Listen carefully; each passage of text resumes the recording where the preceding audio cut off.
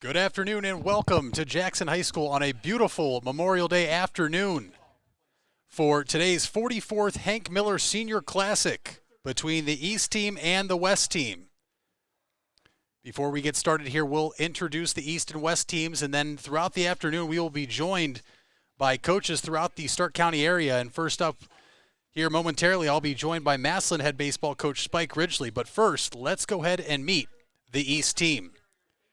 The East team is consisting from players from Alliance High School, Glen Oak High School, Louisville High School, Marlington High School, North Canton High School, and Canton McKinley High School.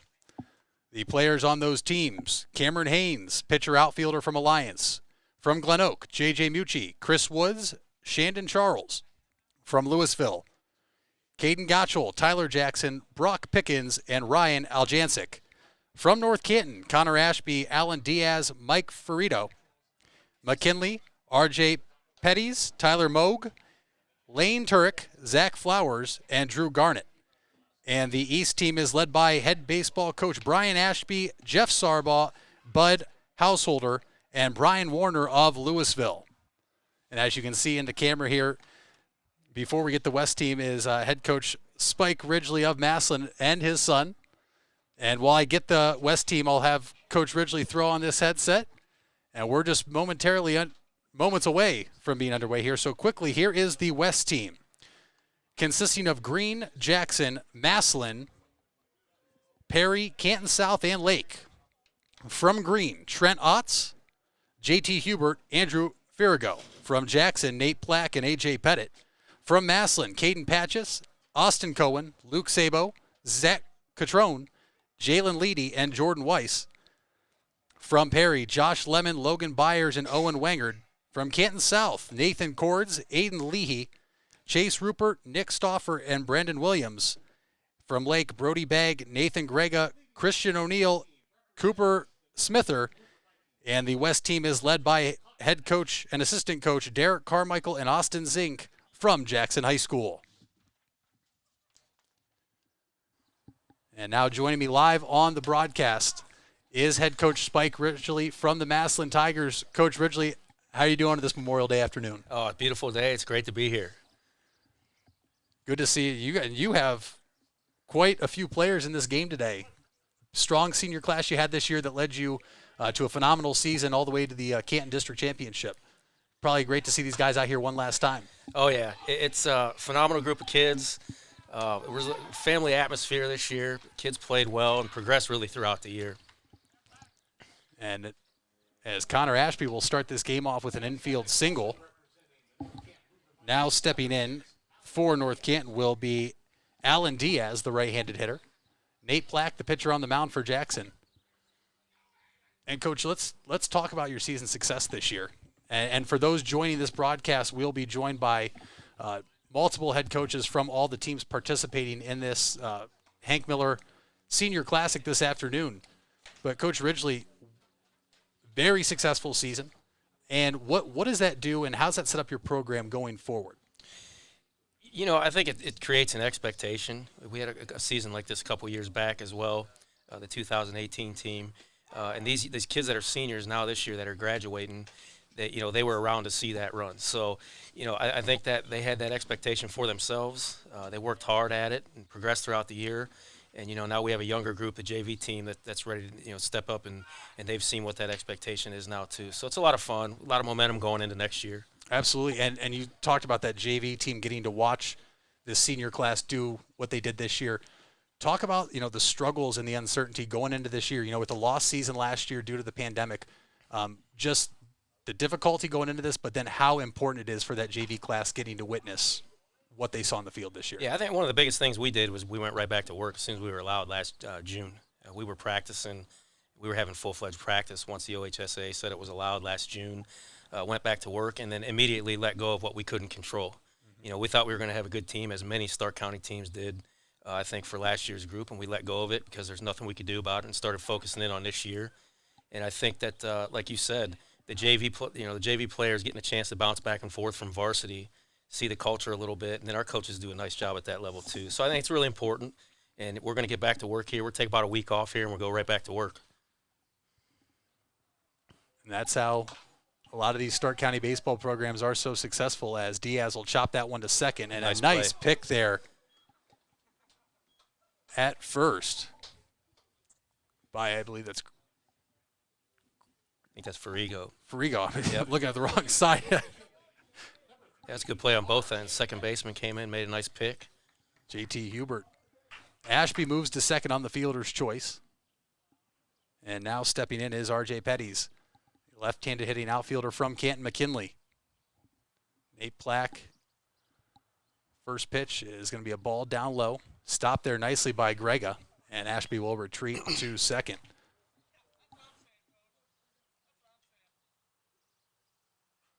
Coach, we'll get right back to your team here in just a second once we get this 1-0 from Plack. But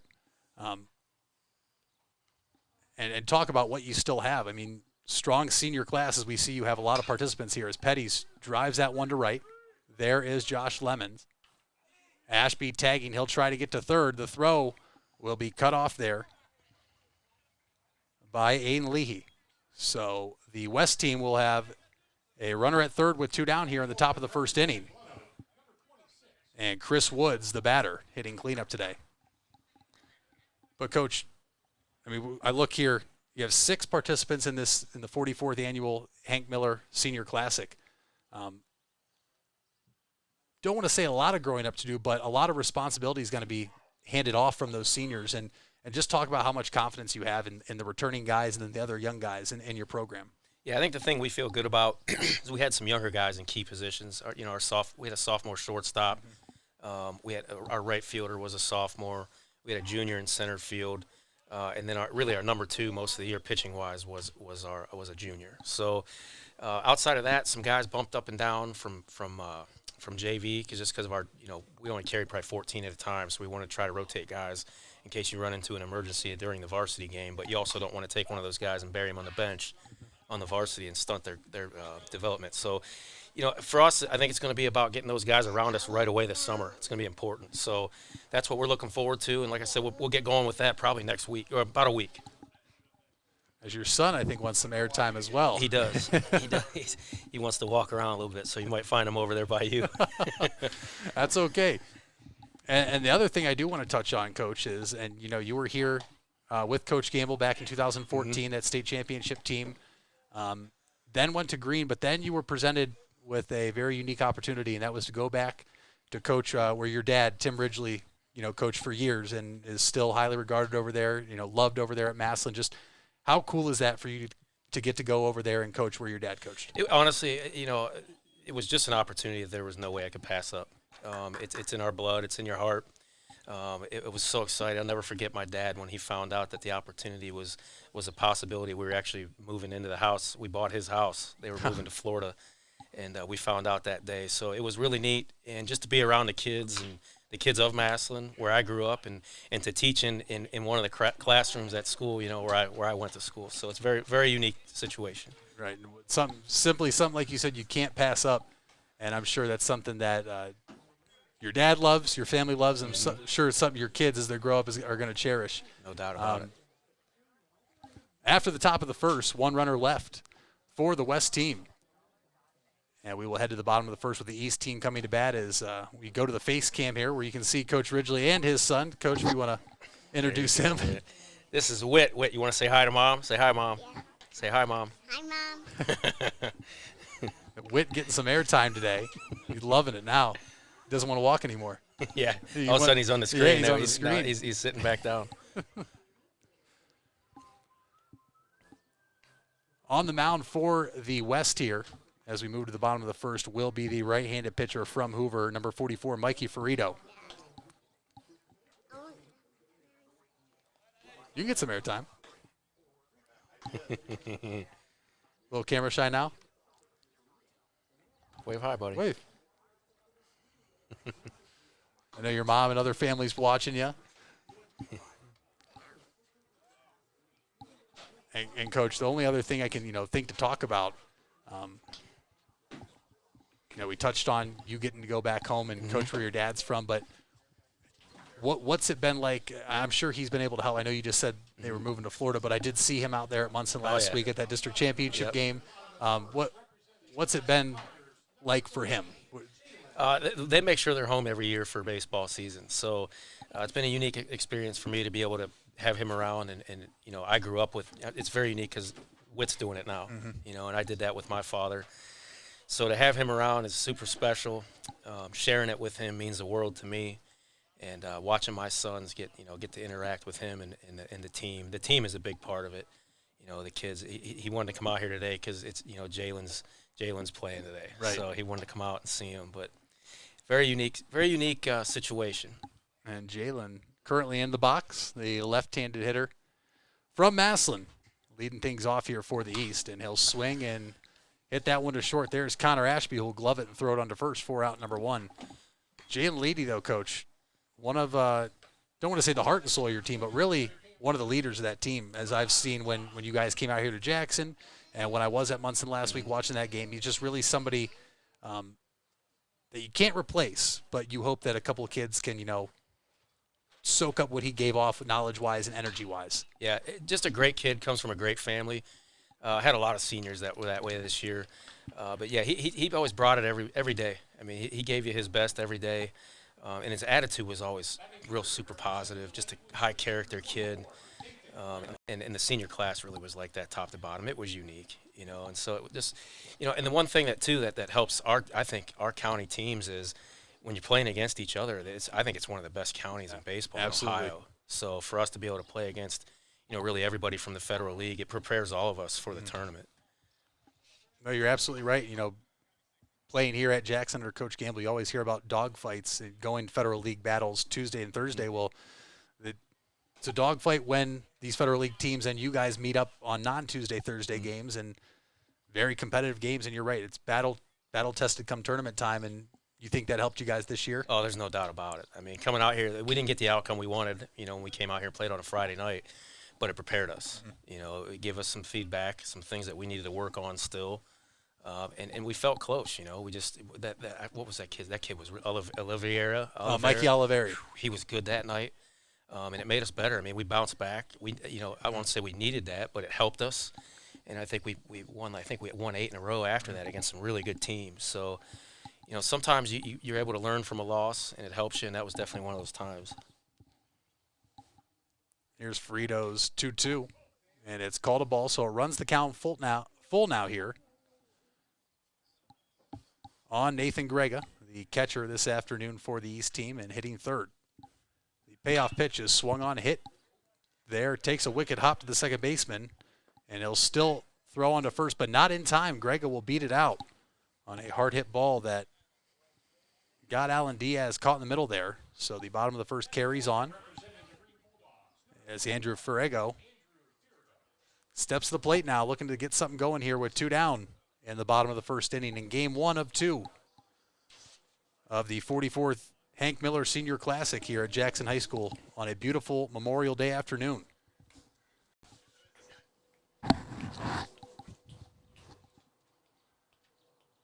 Frito's first pitch is swung on, driven deep center, and it's going to get over the head. Being waved around third there is Nick Stauffer. And Andrew Ferrego with a 2-out RBI triple to put the West ahead 1-0 here, and they will play from in front in game 1. Clutch 2-out hit from the Green Bulldog. And here's Brody Begg stepping to the plate. And Coach, I mean, you have a lot of guys in here. Green has a lot of players, but just for you to come out here today on Memorial Day as we wrap this up, it just really cool to see. I imagine really cool to see your guys play one last time all together. Yep. And like I got the new dynamic of my son too, and he just wanted to see guys. He wanted to come to the game. It's always fun to come out here. It's a beautiful stadium, great place, and can't ask for more. Right. Well, Coach, I want to thank you for hopping on for the first inning. Best of luck moving forward. Enjoy this week off before you guys get back at it. Say bye, Whit. Bye. Say bye. And thank you for hopping on too, Whit. Thanks, buddy. We'll go. Step away after 1 here at Jackson High School. The West leads the East 1-0.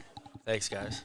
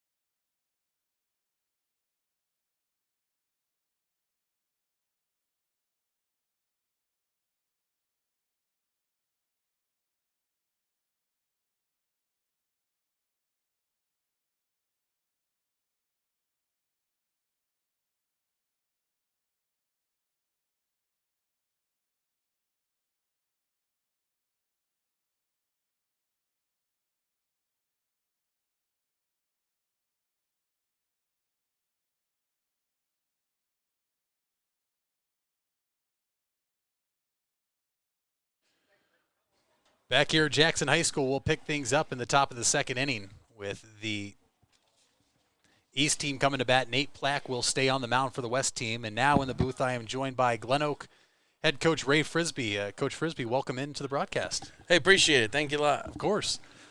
And to all the viewers out there, like I said, we'll be joined throughout the day, both games 1 and 2, from coaches that are here watching their players or helping out coach the East and West team throughout the day. So right now, we'll talk Glen Oak Golden Eagles. And, Coach, you have J.J. Mucci, Chris Woods, and Shandon Charles in this game.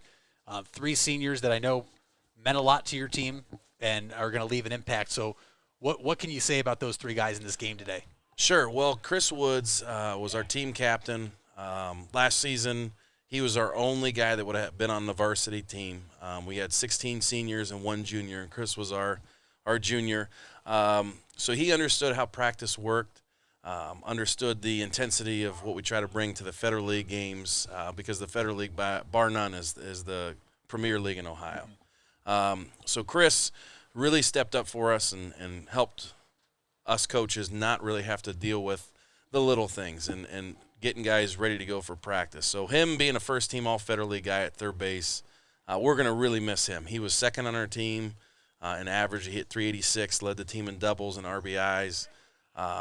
Just an all-around great kid. He's already hired on as a firefighter and paramedic. He's going to take 1 more year of college and get his EMT license, and then he's going to be, doing some great things for our community. That's awesome. Shandon Charles, our pitcher, he was our go-to guy this year. He was 6-4. People might see 6-4, but we lost to Jackson in extra innings here. He was the relief pitcher. We lost by 1.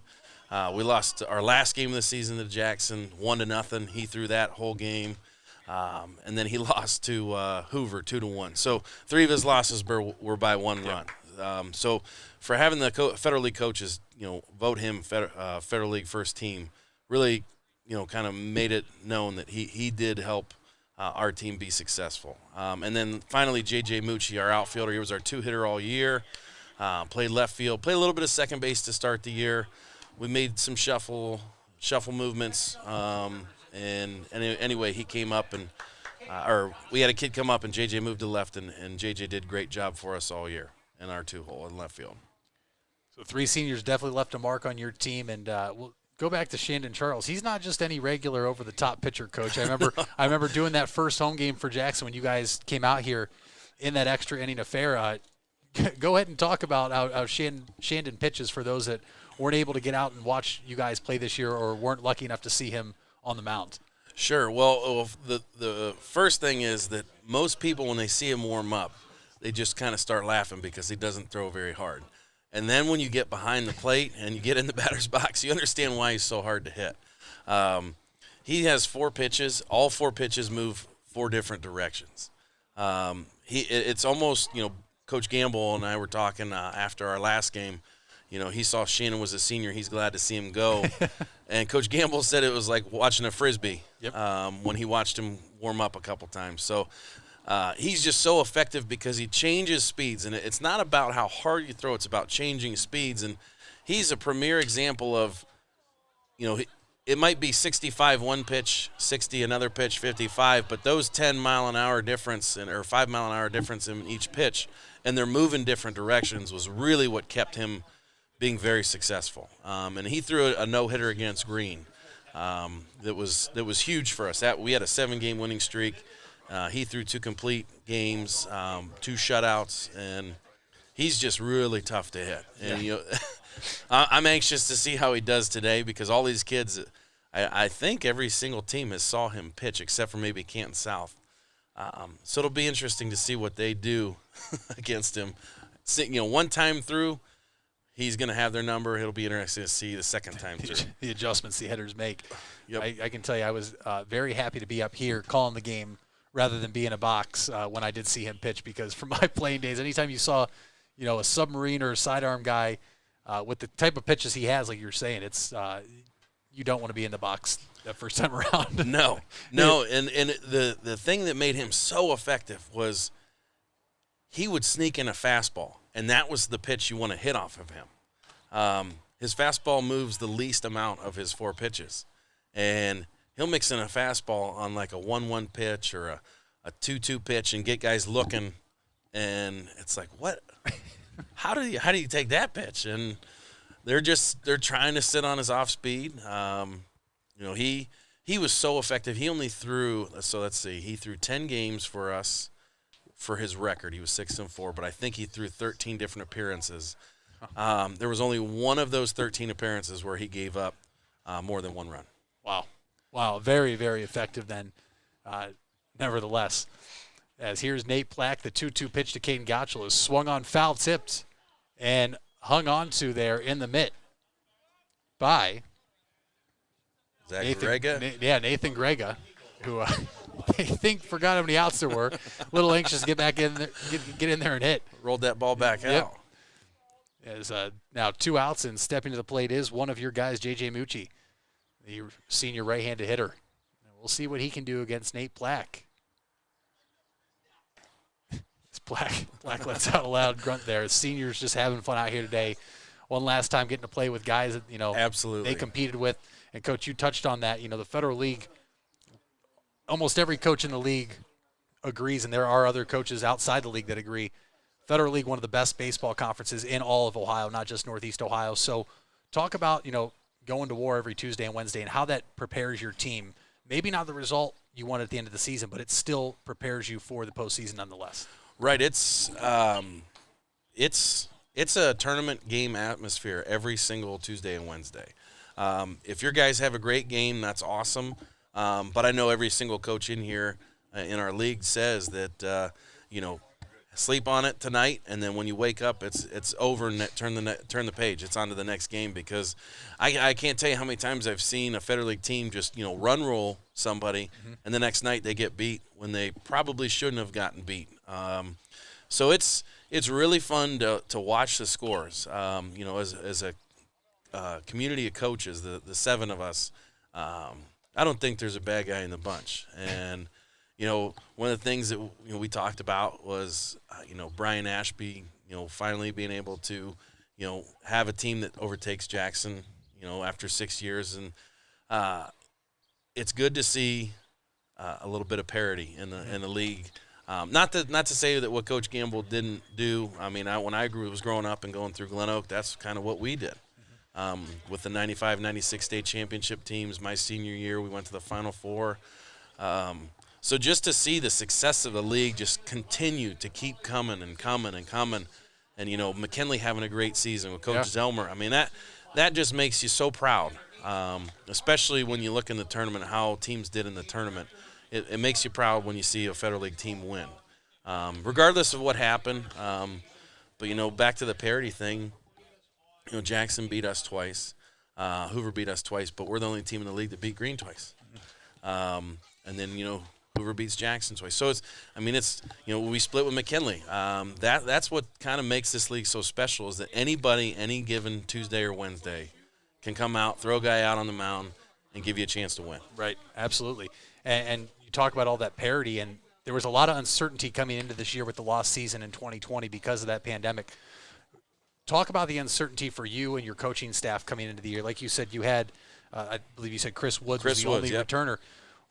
So how difficult was it to get those guys on the same page? Was it a little easier with Chris Woods? I mean, you look around to other teams. I know Jackson had one guy return who had any varsity experience. It was 3 innings. Mm-hmm. So with the uncertainty, how difficult was it? And then how quickly did your guys progress to where you liked where they were? It was definitely difficult when we started doing fall throwing, and then we did weightlifting, and then open hitting, open fields. It was really tough because Chris saw us do it, and he was there with us for 3 straight years, and he went from being a guy that was on freshman, on JV, and then he worked really hard to get himself on varsity. The only guy that was an underclassman on varsity. It was tough because he had seen the work ethic that the older guys had. And to try and get everybody up to that level was really tough because essentially you're playing with a JV and a freshman team, right, for the first part of the season. So we started out 1-4. We had that extra inning loss here against Jackson. And then we just kind of struggled. We would make some moves with some young kids because young kids kind of don't understand the the brevity of things, and they're just eager to play and eager to please. So we made a couple moves, and one of those moves was our second baseman, Tommy Elfay. He was on JV the first 5 games, and then he turns out to be honorable mention All-Federal League at second base. So with a leader like Chris, that was really helpful because he kind of gravitated towards Chris and really just helped us, solidify, a team that really coming out of it, I didn't expect a whole lot because of the inexperience that we had. Mm-hmm. But, Chris and Shandon, especially with, being first team All-League. And, we had 3 underclassmen that were All-League. Sam Suba was a junior outfielder. He was first team All-League. And then our middle infield, Tommy Elfay and Alex Laird, were honorable mention All-Federal League. So that kind of helps bringing things for the future. And not to be remiss about, last season, like I mentioned before, we had 16 of 17 guys were seniors. We were primed and ready for making a championship run. I feel like that we were really going to be able to test the best teams, not necessarily here in the Federal League, but all around the state. And our schedule, we had it, we were playing, the caliber of schedule that Coach Gamble plays. And I firmly believe that we would have been able to challenge for that Federal League championship last year. And Coach, I want to make sure we get it in here because I did promise you 1 inning. There's already 2 outs in the bottom of the second inning. Let's talk about the future, though. A lot of good things going over there at Glen Oakwood. Go ahead and touch on what you guys have in the works over there. So we, the past 2 years we've renovated our field. Our school district did a great job with renovating our dugouts. So we have 2 brand new dugouts, a new concession stand, a new backstop that a little bit higher than here, but has that pro style netting. Just our facility, I think now is going to be, when I went to school, it was top notch. Times 20 years ago, but I feel like we're keeping up with the times, and now I think ours is one of the premier ones here in Northeast Ohio. So the field upgrades, where we are hosting a regional this Thursday and Friday. We're hosting the D2 regional. We have, at 2 o'clock, we have Salem and Canfield, and then at 5 o'clock we have Chagrin Falls and Archbishop Hoban, and then obviously the winners play on Friday. So for us to get a chance to host a regional, that was kind of a tip of the cap to our field and how we've renovated it. But as far as coming back for next season, I'm really excited to see, our strength will be up the middle. We have we have 2 sophomores that'll be juniors next year. Tommy Elfay and Alex Laird playing shortstop and second base. Our center fielder, those 3 guys were all Federal League. So we have a good core there. We have a couple outfielders. We have 3 of our pitchers from this year's pitching staff coming back that had significant innings. We have 1 of our catchers, and we have a strong core group of freshmen and sophomores that'll challenge for some varsity time next year. And, obviously pitching is the name of the game, but after that you always want to be strong up the middle, which is what you just touched on. And then the complete opposite of last year, where you coming into this season, the 2021 season, with some uncertainty. Now you know what you have on the field, what to expect, and I'm sure those players and both you and the rest of your coaching staff have some pretty high expectations for that class to come out here and compete night in, night out, and compete for that Federal League championship. Right. No, we, this senior class, we had 6 seniors, and we were unsure. Like I said, we only knew what Chris was going to give us, and to be honest, when I saw Shannon throw last summer, I was, looking at it like, oh man, the guys are going to tee off on him. And our coaching staff, they're great, and they're hired for a reason. They're talking to me, and Coach, hey, his stuff moves. So he gave us a chance every single time out, and that was something we didn't know. Now we know. We have a little bit of what's going on. We're excited to see what these guys can bring, because I think. We were 500 this year, 13-13, and 5-7 in the league. We had we lost 3 one-run games. So I think we were right in the thick of things, and excited for next year. And unfortunately, we have to wait quite a bit of time to get back out there. But it's fun to see all these guys. Especially senior. We play Massillon twice every year. We play Louisville twice every year. We play Canton South this year. The non-Federal League schools. It's fun to see these kids come out and compete and be teammates and not necessarily hold grudges. Right. Right, and get to see your seniors play one last time. Well, Coach, I promised you an inning. Sure. You delivered with the inning, so I'll go ahead and let you run, get back down to the dugout with your players. But also, we want to thank you for hopping on the broadcast for an inning, and best of luck moving forward. And Appreciate it, man. It was a lot more fun than I was anticipating. I was hoping I wouldn't screw anything up. You didn't. You did great. You did great. And hopefully anybody back home watching can attest to that. So, Coach Ray Frisbee of the Glen Oak Golden Eagles, thank you very much. All right, appreciate it. Thank you. Yep. We'll be back for the top of the third inning here momentarily.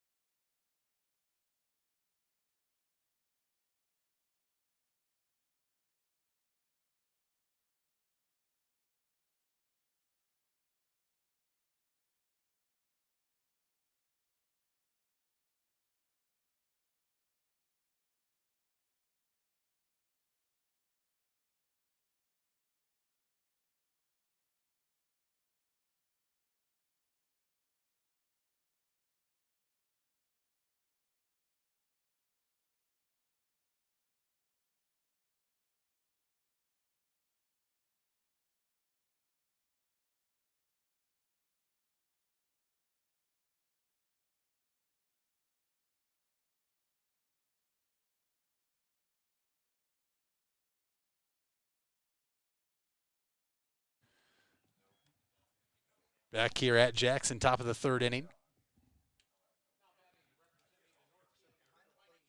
And we'll be back to the top of the lineup now with one down. Would like to thank head coach Spike Ridgely of the Massillon Tigers and head coach Ray Frisbee of the Glen Oak Golden Eagles for hopping on in innings 1 and 2 to talk about their program, state of the program, and their season this year. And like to thank the viewers for hanging with us today on a beautiful Memorial Day afternoon at Jackson High School. Nate Plack still on the mound for Jackson.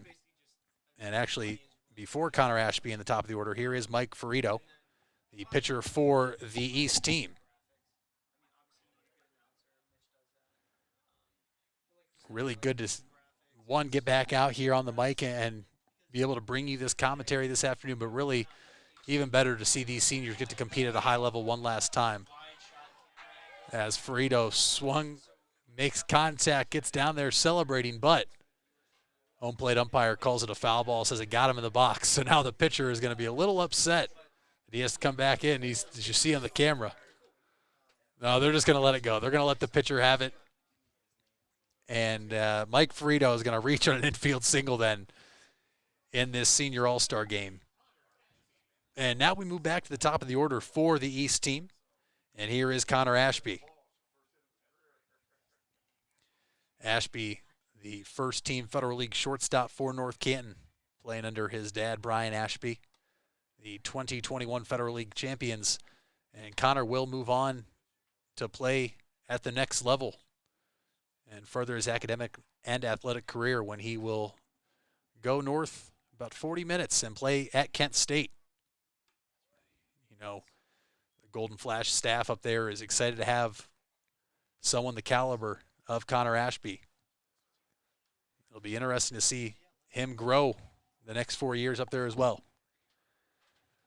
So here's Plax 2-0. Breaking ball in there. but it's a little high. 3-0 the count with Mike Frito, the runner, at first. And one down here in the top of the third inning. West leading the East 1-0. Thanks to a 2-out RBI triple in the bottom of the first. Black's 3-0 in there, called a strike. Ashby still in the driver's seat, though. Hitters count. Plack going to have to battle back here. With Alan Diaz on deck for the East team. Here's the 3-1. Swung on, hit. There to second. Shoveled over. Tap second onto first, and it's way out of play. Ashby gets down that line real well. So JT Hubert fielded it and flipped it then on to Aiden Leahy, who tried to rush as fast as he could to get to Speedy Ashby. And it will go out of play. So a 2-out base runner still for the East team, now in scoring position. And Connor Ashby at second base. And here's Alan Diaz, the right-handed hitter, playing second base. And Plack's first pitch is in the dirt, nicely blocked there by Grega. Looking forward to having some more coaches on throughout the afternoon during Game 1 and Game 2. We'll be joined by the head baseball coach from Lake next. And also looking forward to implement some audio we had this afternoon. Nate Plack was mic'd up in the first inning. We'll implement that into the feed here the rest of the afternoon. And then also get some other players and coaches involved from field level, from some other microphones we have down there. So we're just getting started here at Jackson on Memorial Day as an inside-out swing from Diaz puts one to first base, and there is Andrew Firigo, who will take it himself for out number 3. So Ashby stranded at second again. We move to the bottom of the third. West still leading the East, 1-0.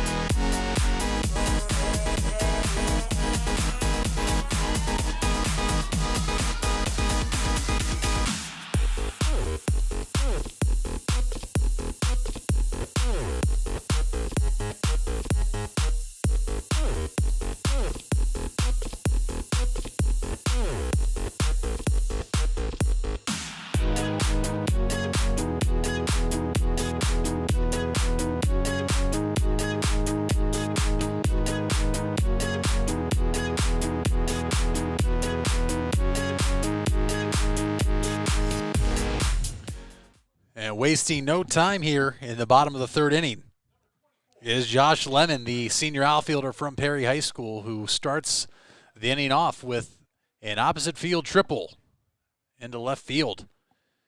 And now here is Nathan Grega, left-handed hitting catcher, who will look to drive in the second run of the game and give the West team a 2-0 lead against Mikey Ferrito. Ferrito's 1-0 as a breaking ball in there for a called strike.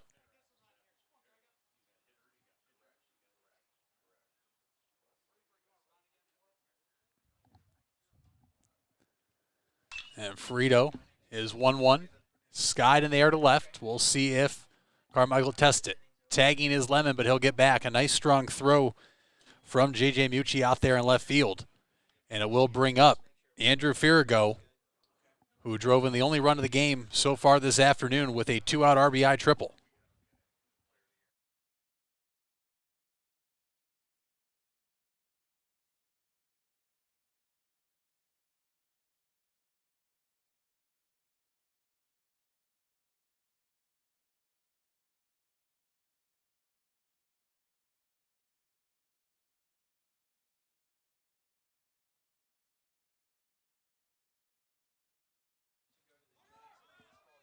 He pitched to Firigo there, gets away from his battery mate and trickles away, and Josh Lemon scampers home for the second run of the afternoon for the West team. And now I welcome in the head coach of the Louisville varsity baseball team and program, Brian Warner. Coach Warner, welcome in the press box and on the stream. And how you doing on this fine Memorial Day afternoon? Beautiful day, isn't it? Beautiful day for baseball. It is, a lot of fun. A lot of fun to be out here. As Firigo sends a strike right to third that gets past Chris Woods. So Firigo now reaching base both times in as many at-bats today. And, Coach, I've already had the privilege to speak to Spike Ridgely and Ray Frisbee, so I'll keep the same thing I've asked them with you. And let's start back with the lost season last year. Coming into this year, like everybody else in the state of Ohio, a lot of uncertainty. Definitely. What did you see and what did you like from your guys as the year progressed with a lot of unknowns coming into the year? Yeah, I thought it was kind of exciting with the competition. You had a lot of juniors and seniors that had never played varsity baseball before. Several of my guys didn't get summers last year either. So it was really an unknown season coming in. You just didn't really know what you had. I mean, I had a pretty good idea, and I knew I had pretty good athletes and some great kids. But as far as handling pressures of varsity baseball, it was a learning experience for a lot of them. A lot of fun, though. But now, you talked about the lost season last year with unknown. Now, having the season getting back to our normal ways here, or semi-normal ways, give or take, it really sets you up going into next year. So talk about, the excitement for you, your coaches, and the returning players you have moving into that 2022 spring season. Yeah, definitely. We had 15 wins on the year, and two of my starting pitchers had 12 of them, and they're coming back. So that's big. That's exciting. You got a sophomore, Connor Morley, who was 7-2, 7-1 in games he started. Took a loss and a tough one at Massillon in relief. And then Anthony Warner, he was 5-0. So between the two of them, 12-2. And what's nice about those two guys is they both throw 3 pitches for strikes and, don't walk hardly any guys. So, we're going to have good defense behind them. It should be a lot of fun next year, for sure. As there's a ball to the right center field gap that'll get down off the bat of Logan Byers. Coming around third is Firigo, and it will be a 3-0 lead for the West team. As Begg, the runner, getting into third there. It'll be runners at the corners and one down here in the bottom of the third for the West team. That now leads 3-0. And, Coach, your guys over on the East team, and you have 4 out here this afternoon. Yep. Ryan Aljancic, Caden Gottschall, Tyler Jackson, and Brock Pickens. Just talk about those guys and how they really helped you. Did they take charge this year, coming in with – when you talked to Coach Frisbee, they had one guy with varsity experience coming into the year. Here at Jackson, I know there was one player with 3 innings of varsity experience. So talk about the leadership of your seniors and specifically the 4 guys we'll see here this afternoon. Yeah, the 4 guys here, they were our senior captains this year. Tyler, Brock had some pretty substantial varsity experience 2 years ago as sophomore, and then Caden, the catcher, he came in and helped out a little bit behind the plate as a sophomore. Ryan, this was his first time for varsity experience. Ryan, the big, tall kid standing in the dugout over there, he grew about 5 or 6 inches since his sophomore year. And really developed in a nice power threat in the middle of our order and good solid first baseman. But TJ, Brock, those guys are going to Malone. Tyler's going to pitch. Brock's going to pitch and play in the field and bat. And Ryan, he's going down to Union University in Tennessee to play. Okay. But the leadership is outstanding. This is one of the years when we had, I think, the best team chemistry I've ever had. And it was just a lot of fun to be in the dugout and be around these guys every day. probably just a lot of fun to be, get back out there and compete against other teams instead of without a doubt. and knowing you Without a get to doubt. compete against other teams. And Coach, not one of the teams in the Federal League, but you are a team that plays almost every Federal League team every year. And we talked with Coach Ridgely, who's another Massillon, another team like you guys. Just talk about, wanting to match up with those Federal League teams every year and the competition level that's within the Federal League. Oh man, it's great. And with the with us being an independent, we try to schedule as good of a schedule as we possibly can, and that's pretty easy to get a tough schedule in Stark County because you got all these Federal League teams, and I think we played them all this season, and we do every year. We just the competition you see from teams in the Federal League helps us definitely for the Division II tournament, and we'll run into pitchers in Division II tournament that are supposed to be pretty good and are really good pitchers, but after we've seen a lot of these Federal League arms, Division I arms all year, I think we're ready for it. We're prepared for it for sure. It sets you up for that tournament-like Definitely, atmosphere, as you definitely. hear all these other coaches say. The records can be a little skewed when you go up against the competition in and out every night. But come tournament time, you're battle tested and ready to go. Without a doubt. We've two years in a row we got the districts and lost to a really good Talmadge team who went on the regionals, and then this year we ran into in sectionals a Salem team that's playing really well right now and actually went on to regionals through the Louisville bracket. So we're playing some really good teams, running into some good teams in the tournaments, but each of these tournament games the last several years that we've been eliminated, we were right there and had a chance to win every time. And just getting that experience this year, that has to give you a lot of confidence, has to give a lot of your younger guys confidence coming into next year with some pretty high expectations, wanting to get over that hump and advance. And oh yeah, the guys are hungry. The guys are hungry. Coaches are hungry. The whole program's hungry. We want to, we have some goals in place already. We've had our exit interviews. We have some goals in place. Got a lot of guys going to do a lot of good work this off season, and we're ready to get back out there next year for sure. And as I've had you up here, apparently the West team likes when you're up here, as they've tacked on 4 here in the bottom of the 3rd. Yeah, the East dugout right now. They're a little quiet. It looks like Ashby's over there. He's ready to make a move. I think we gotta. He's wondering where you are. Yeah. Yeah. I think I forgot to tell. I forgot to tell him I was coming up here, so he's probably wondering. But A beautiful strike there. that was a great throw. Line drive single off the bat of JT Huber. Is that but RJ threw yeah, that in? RJ man, Petty's. What a good player. What a good player. Very, very good outfielder from Kent McKinley this tough. season. One of the hitters that every time he comes up, you as a coach and coaching staff kind of go, We scrimmaged him, and we played those guys up in Munson, and that guy was allowed out every time. Triples. I mean, for his size, you just don't think the ball's going to jump off his bat like that, and it does. It jumps, and then he can run like crazy too. And Great speed. most balls you hit in the outfield, you think you're down for extra bases. All of a sudden, there he is flagging them down. Yeah, with you're ease. playing in Munson, and you get all that outfield, and you guys crush one of the gap, and that guy runs it down like it's routine. Pretty impressive. And we'll get to see RJ lead things off here in the top of the 4th. And Coach, you want to stick around for another half inning? Or? I can, yeah. Okay, yeah. Absolutely. Love having you guys on. We'll talk a little more Louisville baseball. What you like going into next year, and we can even touch on your 4 guys in this game a little more if you want. But but just beautiful throw from RJ Petty. I want to make sure give him his due there. A one bouncer in that cuts down a would-be runner. Yeah, And, it was a great throw, great play. Makes me think of my center fielder. I got a sophomore out there, and Charlie Roberts. He'll be a junior next year, obviously, but I put him up there with anybody defensively. He makes throws like that all the time. All the time in practice, pregame, game situations. Covers a lot of ground, very smooth. So he's another guy, top of the order, speed guy, 22 stolen bases. He's coming back next year. What else do I got there? I got a kid named Connor Morley. He was my sophomore pitcher I was talking about earlier. 7-2.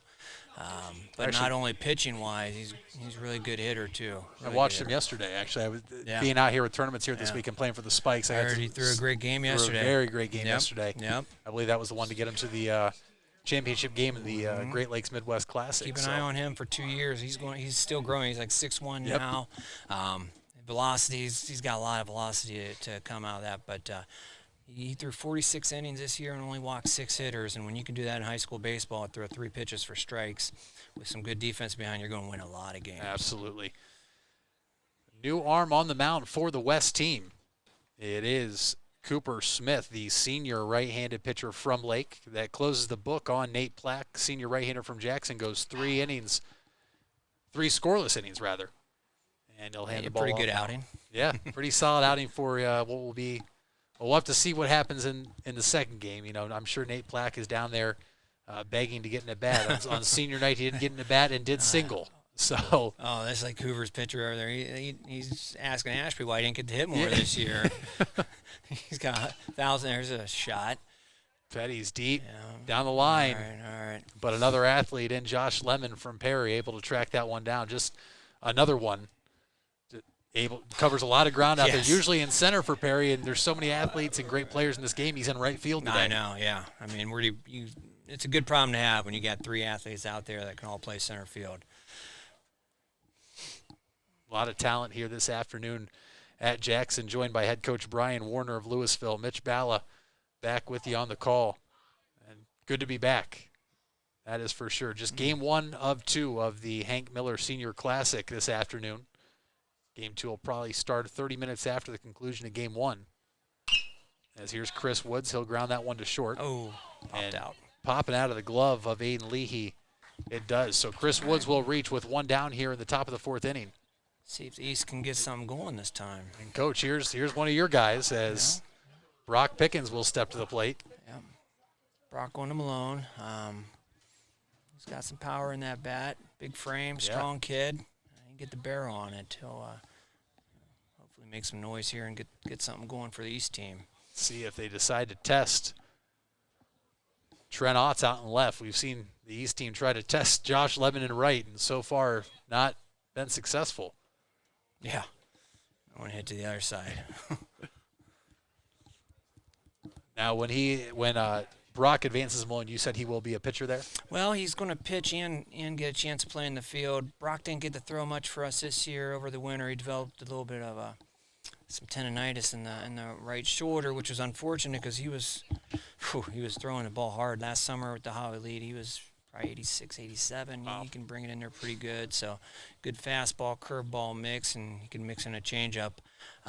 So we got 8 innings for us this year. His last start, he pitched 4 innings of no-hit baseball down at New Philly. But we were really limiting him, so we didn't ruin him.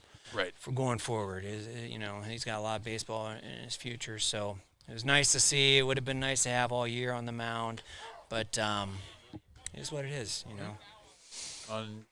If you're Malone, you have to be excited with, like you said, big kid, big frame, and you touched on his velocity just now, so I'm sure Malone is excited to get him over there, and we'll right in the backyard of everything in Stark County, so we'll be able to keep a close tab on him. 5 future Malone guys, I think we counted it going, in this game alone today. And Malone's really started to pull from the Federal League. You see a lot of guys year in and year out, committing from a Federal League school or even, Louisville, Massillon, or surrounding area schools in Stark County.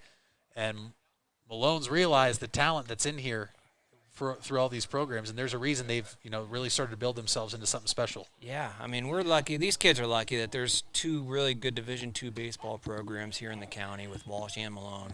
Then you got Mount. You got some great baseball close to home. These kids a lot of these kids have these D1 dreams, but if you go watch a Division II baseball game, watch Walsh play Malone, and that's some pretty dang good baseball too. A lot of good baseball players out there. I got 5 guys over at Walsh right now, and then I got these guys going to Malone next year, so it's going to make for a lot of fun next 4 years or so. Yeah, going against each other. The 2 rivals. Yeah.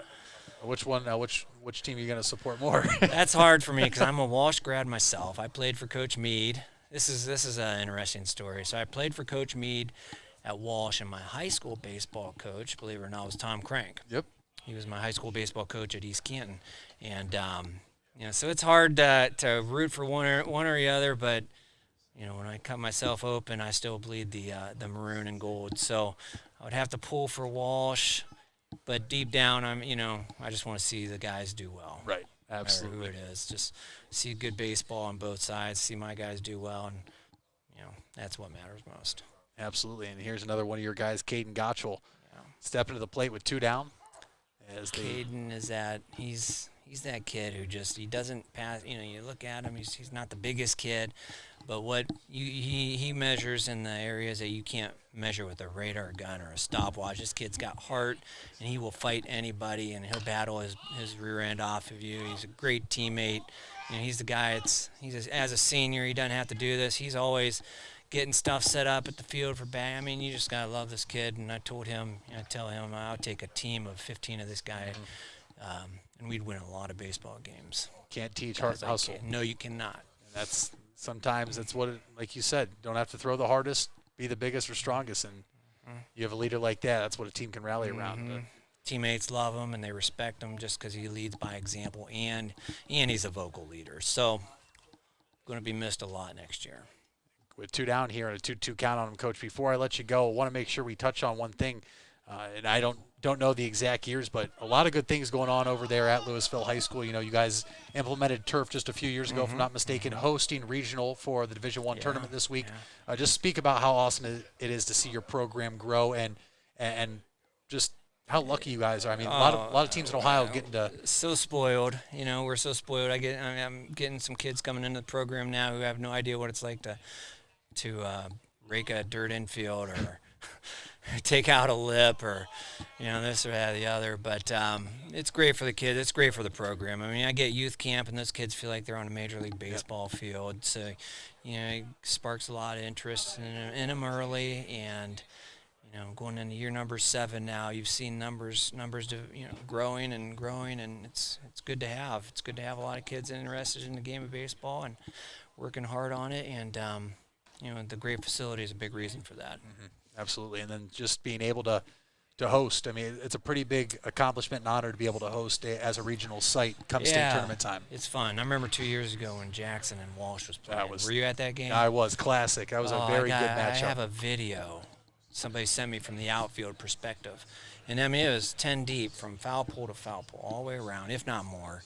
And there was chanting and cheering going on. It was just an unbelievable atmosphere. And unfortunately, none of our county teams are going to be there this weekend, but I'm sure there's going to still be some really good baseball games going on with that. I think it's Walsh, got Mayfield. Who else is there? North Royalton and Mayfield is one of the matchups, which should be a great one. I know North And then Royalton, Walsh and Menor, that'll be a classic. Menor, one of the hottest teams in the state of Ohio right now. Yep. So just 2 phenomenal regional semis, and what will more than likely add up to be a great regional championship game for a chance to get to this year Canal Park in Akron.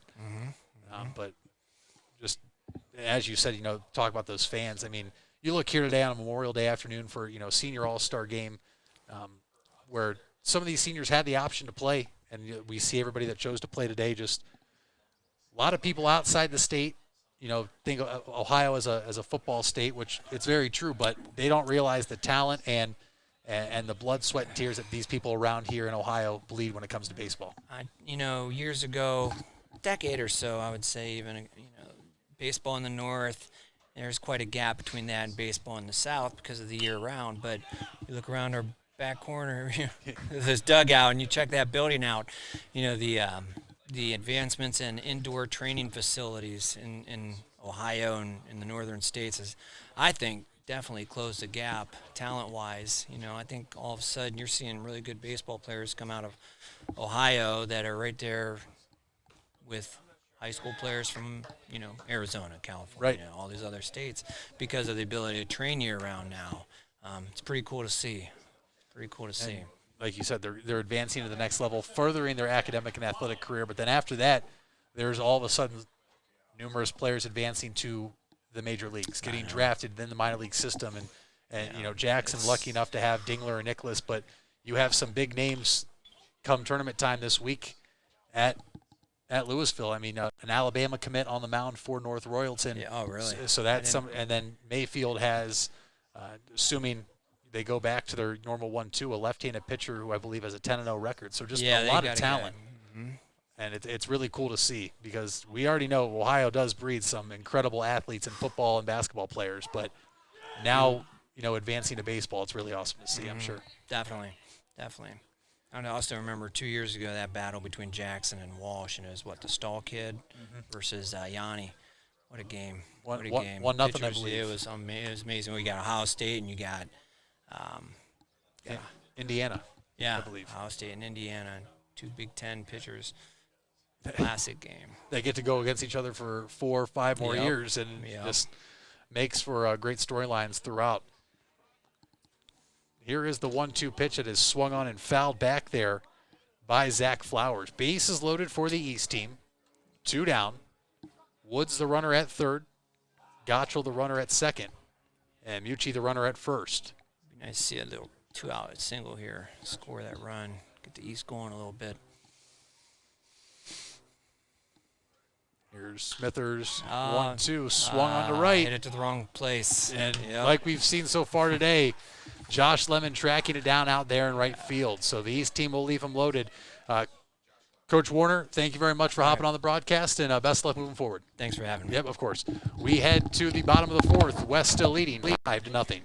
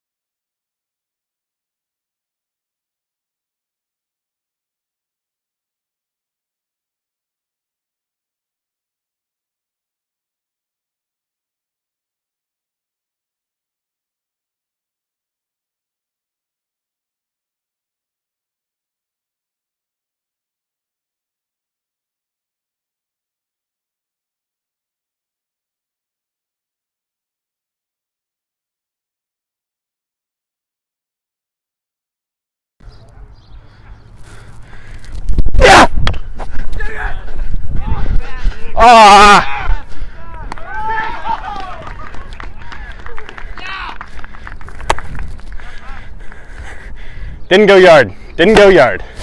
Batting second, also representing North Canton. I'm mic'd up today, so I'm going to be talking a little bit. It's slider. It was the same pitch hit down the line.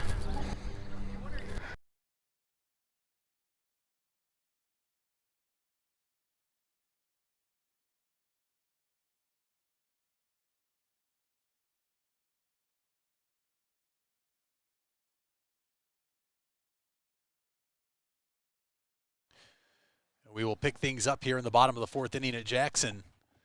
The West team coming to back, and Jalen Leedy, the left-handed hitting center fielder this afternoon for Coach Derek Carmichael and Austin Zink, stepping in, and he'll face a new arm on the mound for the East team. It is Shandon Charles. And we had Coach Frisbee from Glen Oak on earlier, and if you were watching and listening along, you'll know Coach Frisbee mentioned Charles throws 4 pitches, all go 4 different directions, and his 3 off-speed pitches are most effective, but he can sneak that fastball by you because of his delivery and effectiveness with those off-speed pitches. Currently behind Leedy, 2-1 count here. Here into the line, here it is. As the 2-1 misses outside so quickly, 3-1. Leedy looks to get something going here once again for the West team. The 3-1 pitch swung on and fouled back. It'll move the count full 3-2. I'd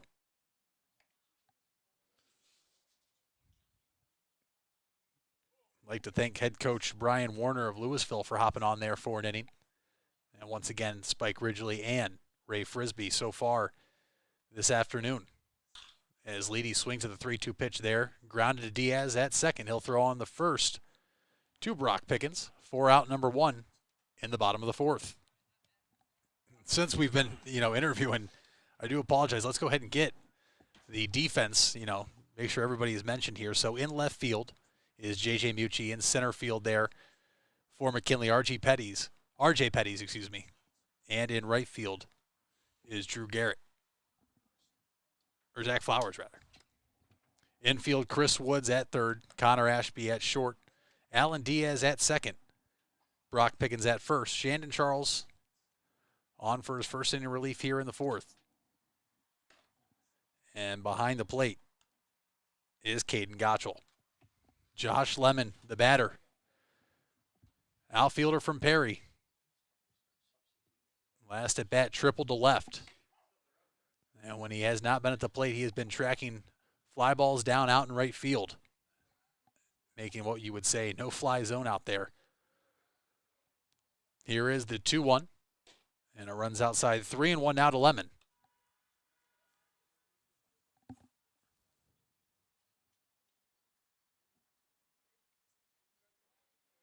Into the wind is Charles, the pitch. Swung on. Driven to center, but there is R.J. Petties, who will reach up and bring it down for out number 2.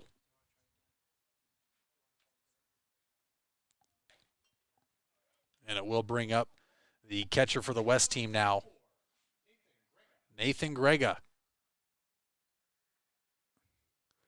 3 straight left-handed hitters in the lineup here for the West team. Charles' first pitch to Grega is swung on and fouled back. So 0-1 count now to the Lake senior catcher.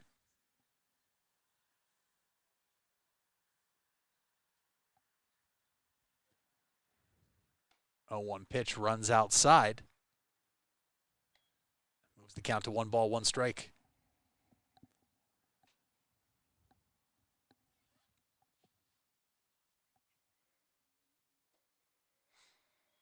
One low, so 2-1. So Charles has been in a 2-1 count now to all 3 batters he's seen. See what he dials up here. The 2-1 is swung on, sky to left. J.J. Mucci ranging to his left, and he's there to pull it down for out number 3. So Shandon Charles works a 1-2-3 bottom of the 4th inning. We head to the 5th, still 5-0 West.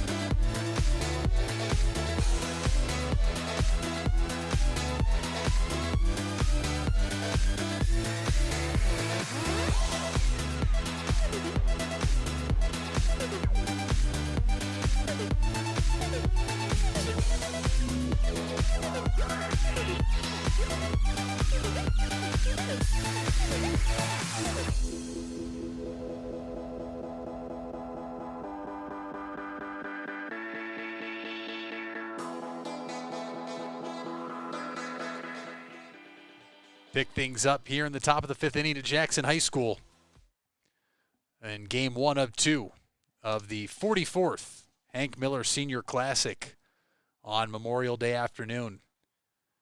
Mitch Balla here for play-by-play. Man, going to switch things up here a little bit in the top of the 5th inning. First off, want to thank our sponsors. The Hank Miller family would like to thank the following organizations and businesses for sponsoring this 44th Hank Miller Senior Classic. First up, RT Hampton Plumbing and Heating as the game sponsor. Stark County Terriers Baseball Club and Greg Turbevich, the game director. The Stark County Umpire Association for making all this possible. And a shout out to my partner, Gianni Capuano, for all the behind-the-scenes production that you, the viewers and listeners, don't really get to see. As Shandon Charles, senior pitcher, steps into the box. And after Shandon Charles' bat finishes, he's currently behind the count 0-2. As Cooper Smither remains on the mound. Nate Plack, the starter this afternoon for the West team, was mic'd up in the first inning. And we'll go ahead and play that here. Get you a little on-the-field action from the first inning this afternoon. We're going to let that roll right now.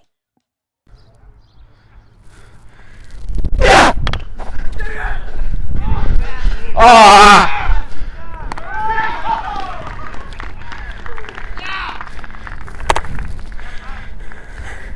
Didn't go yard. Didn't go yard.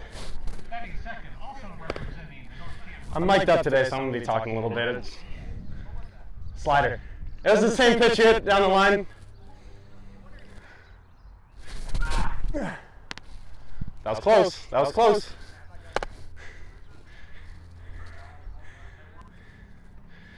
Here we go, baby. This is for the sword. Yeah. Fast pull up, fast pull up, fast pull up. Money. Yeah!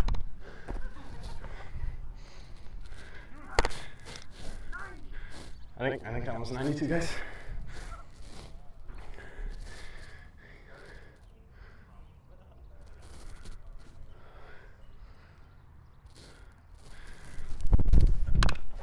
Ah! Let's go! Yeah!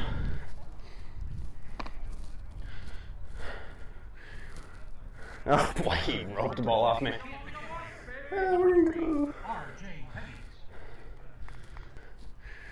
He ropes the fastball on. We're gonna go fastball here though. Heater. Ah! Dude, I called that! Dang!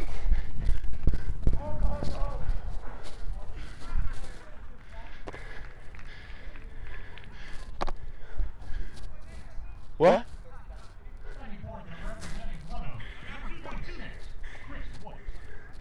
Oh, this kid had bruised the wall off me. Oh, boy. Just don't get in a 2-0 count here.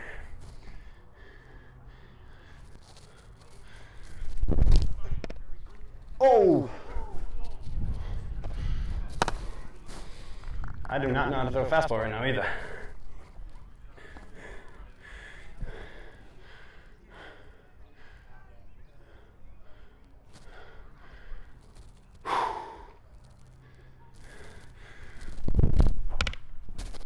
Yeah! That's my dude! Let's go!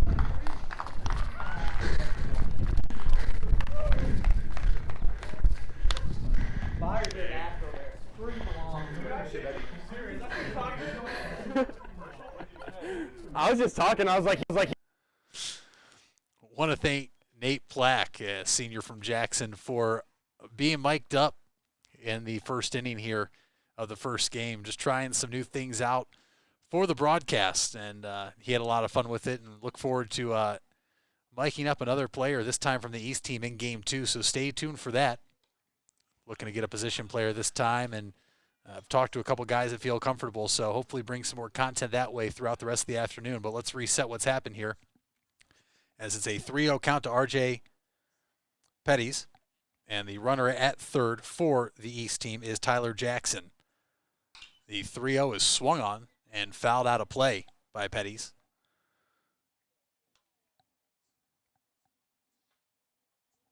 Jackson reaching a single to right. And then advanced to third when Jalen Leedy wanted to show off the cannon, and he sure did. Just missed his target. And it caromed out of play and letting Jackson go to third. Smithers 3-1 grounded to second base. And there to glove it and throw on is Owen Wangard for out number 3. So a East base runner stranded at third. We head to the bottom of the 5th. West team coming to bat.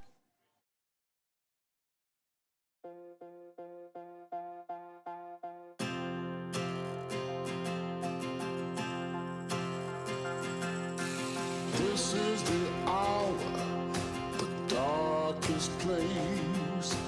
Dante's Inferno, the devil's maze. It's a good world going bad.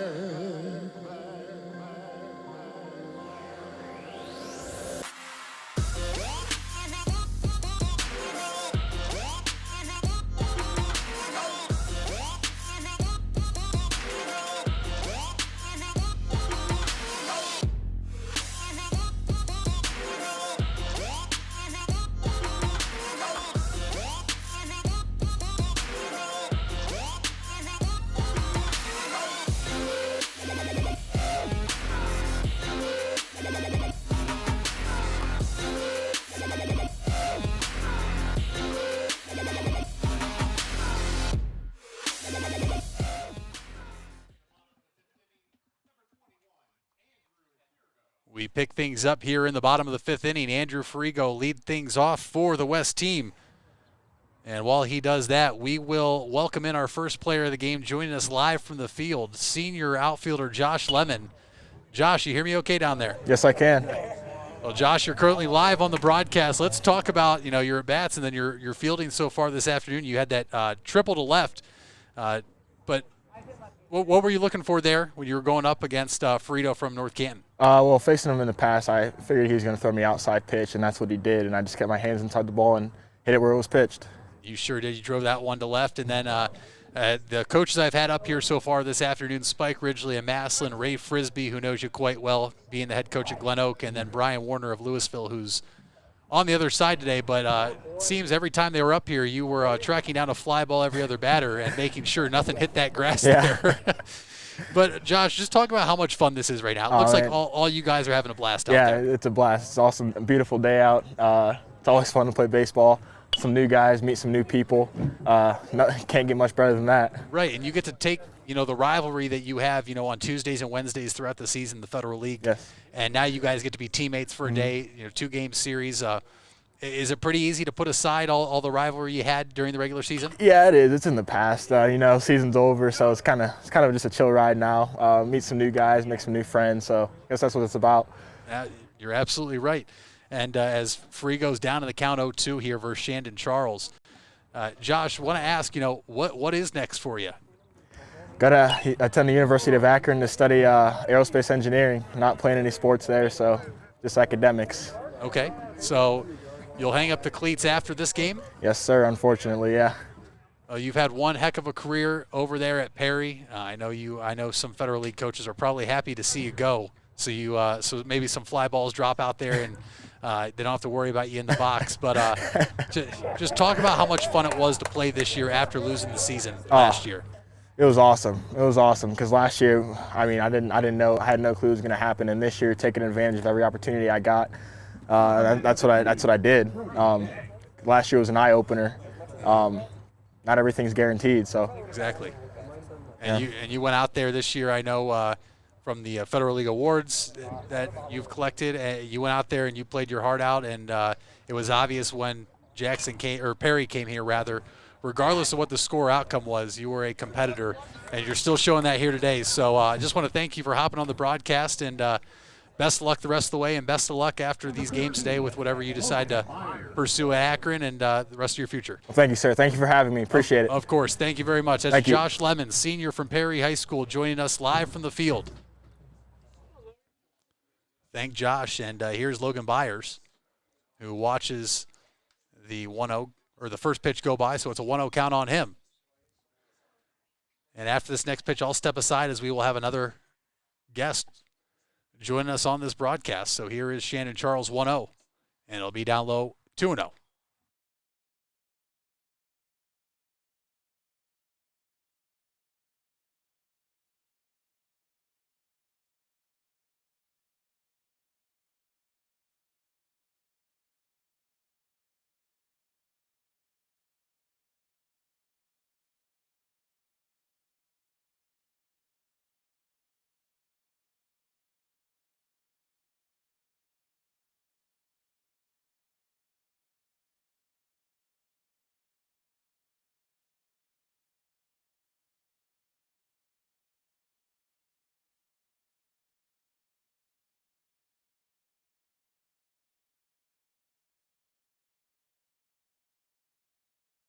As Logan Byers draws a one-out walk and it pushes Ferrigo over to second, I now welcome in the head coach of the Canton-McKinley Bulldogs, Zach Zelmer.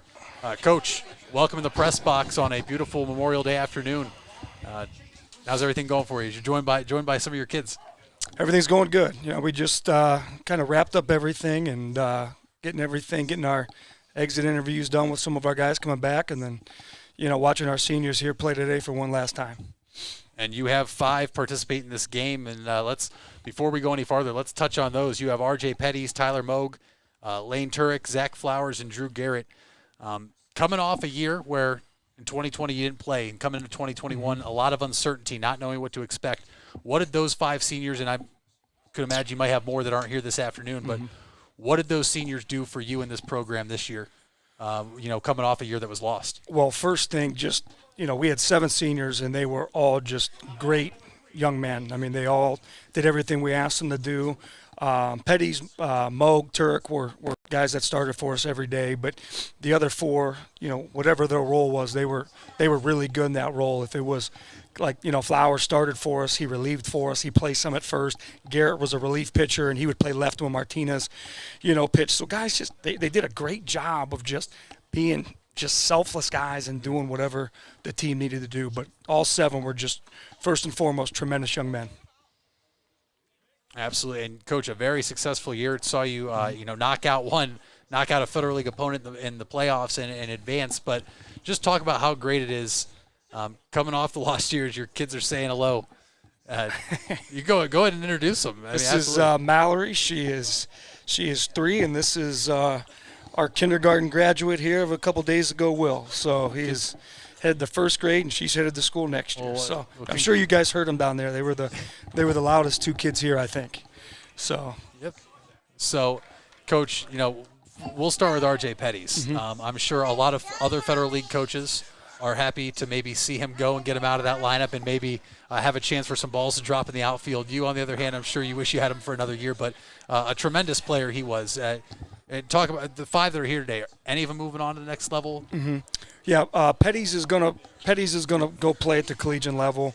We're not sure. We've got some, you know, there's a lot of things with COVID going on right now with, you know, who's, you know, a lot of these guys, they get another year. So He's just we're trying to figure out what's going to fit him best. You know, could go JUCO.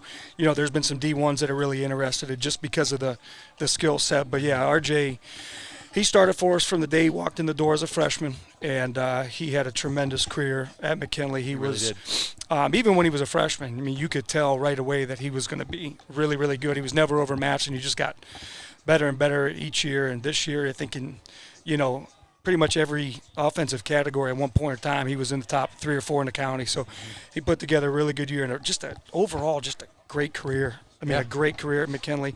Really good kid. Plays the game really well, plays it hard. Just really good kid. I mean, you know, one of those kids that are, you know, really fun to have on your team, but there's times where you step back and you're just like, this kid's just really fun to watch play. Yeah. You know, I mean, he's just one of those dudes. I mean, he just, you know, great kid, you know, was a leader for us. But Petties is definitely one. Flowers is a guy that's, you know, looking to maybe play, you know, at the D2 or D3 level, which I think he could. I mean, he threw the ball. I mean, made some really good starts for us in the league. And so Zach's a guy that's still out there looking. But, you know, there's just a lot of uncertainty with schools and colleges right now with everybody getting granted, you know, another year. And so we'll just have to – right now we're just kind of taking it day by day and see how it plays out. Absolutely. And I'm sure for you, like you just said, sometimes stepping back, getting to watch RJ play. I'm sure today is one of those days that you're really appreciating getting to sit here instead of really being in a dugout coaching and watching him. Tremendous athlete, but just competing against all these other tremendous seniors we have in the Stark County area. Oh, absolutely. I mean, looking at some of these guys, and sometimes you got to pinch yourself a little bit because it's like, I'm just glad to see some of these, like just as RJ and some of the other coaches are happy to see these guys, graduating. It's, same with some of the other guys that we're looking at. Like, man, that guy's a senior. Well, he was tough on us for 2-3 years, whatever it may be. So, we feel the same, definitely. So, Coach, let's go ahead and touch on, what's going on over at Camp McKinley. A lot of good things going on. I mean, very successful season out of a year with a year of uncertainty coming in, and then some really good things and cool things happening over at your home field. Touch on that. On the season, we won 15 games. That was the most games we've won since 2007. I thought we got better as the year. Throughout the year and during the year, we just got better and better and better. Got matched up with Perry in the first round and beat them in 9 innings in a just a game that was just filled with ups and downs. And, so we ran in the Menor. We went up there and, we just kind of ran into a buzzsaw.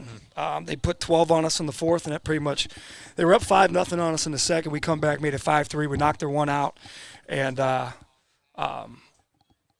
of took it to us there in the fourth. But down at Munson, it's going to be really nice, really excited. As you can see, the scoreboard's up. It's not – I don't know if it's going yet. It should be working. It should be powered up any day. They've redone the clubhouses. They're going to put turf down. They're going to renovate the dugouts. It's going to be a first-class facility.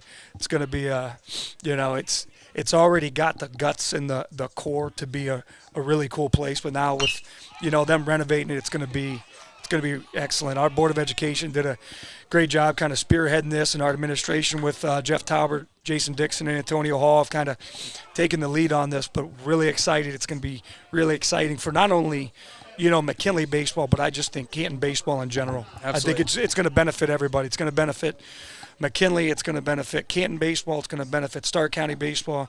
So there's going to be a lot of cool things that we're going to be able to do when it's all said and done. It's already a really great place to come over and play. When I was here at Jackson, getting to come over there and play in Thurman Munson Stadium was really awesome. But and then getting to play in there during the district and regional tournament.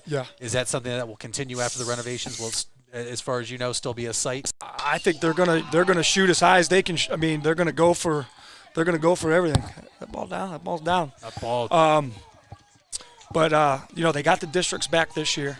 I think next year, they'll definitely, get a regional back. So I think both of those will definitely continue to stay at Munson, which is, me and some other coaches in the district have talked about it. It was nothing against any other venue because there's a lot of good venues that we play in Stark County, a lot. But, just we just kind of felt like the Canton district. It kind of Munson just feels like home. You know what I mean? It's just been there for so long, and it's going to be nice to see it kind of renovated and kind of get a facelift, so to speak. But like I said, the Board of Education and the administration have done a great job spearheading it, and can't wait to see as they, keep navigating it and kind of getting it going and getting things started. It's going to be really cool.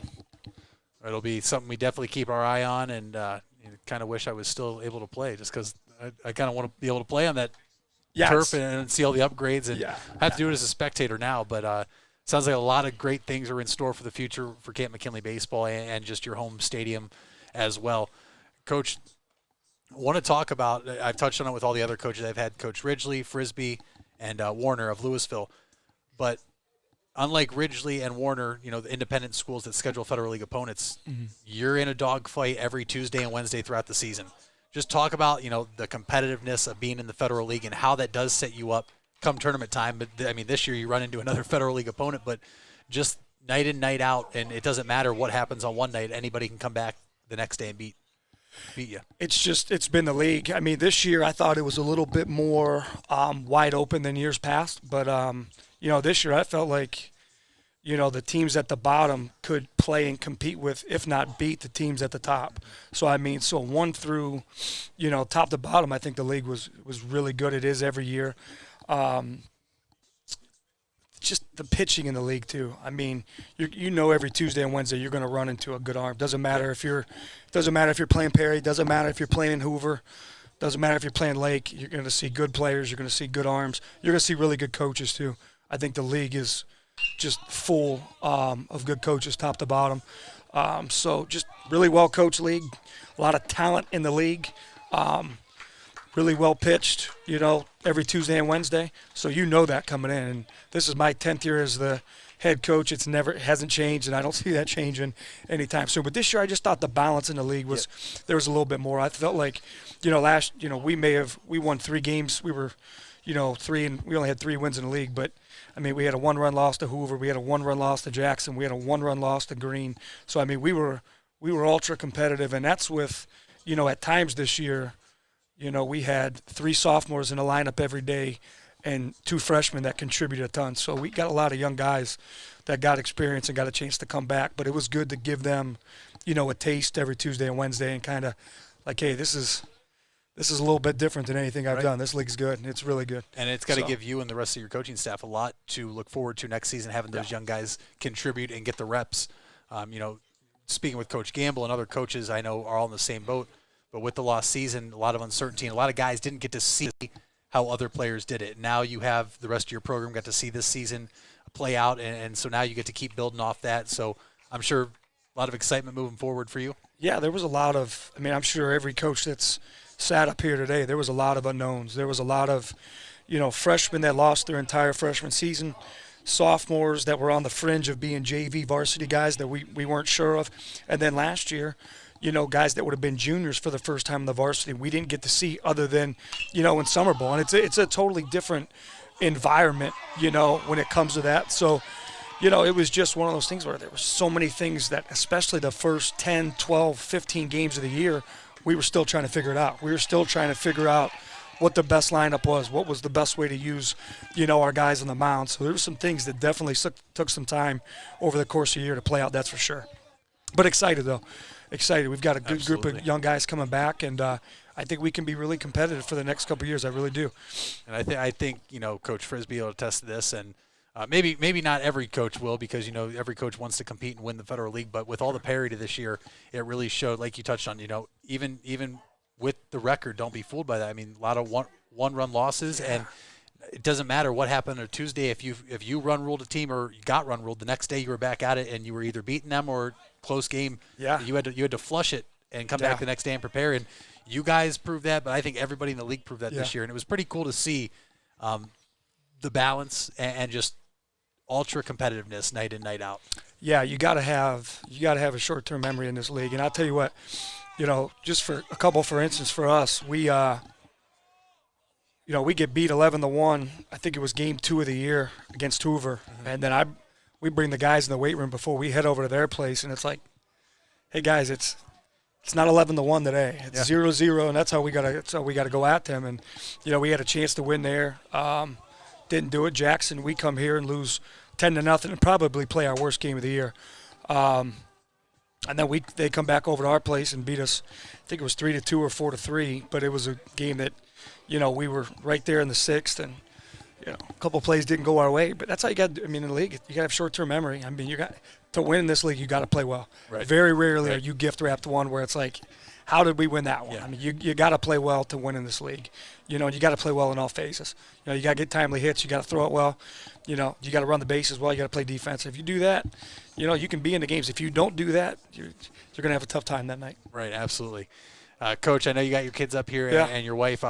I'll let you go, although I'm pretty sure that the East team was going to hope you stick around as they put up the 3 spot with you up here this afternoon. Yeah. It's the first runs they scored, but Mo's changing a little bit. yeah, absolutely. And when head coach Brian Warner was up here, that's when the West put up a 4 spot, and so I'm sure once the East team figures out you're up here, you'll be called back up here in maybe the second game if they need to get something going again. Right. But I want to thank you for hopping on the broadcast, talking a little bit about the season over at Camp McKinley and everything you guys got in store. Wish you the best of luck in the future, and thank you once again. Thanks. You guys do everything first class over here, so thank you very much. Thank you. Thanks. Appreciate it a whole lot.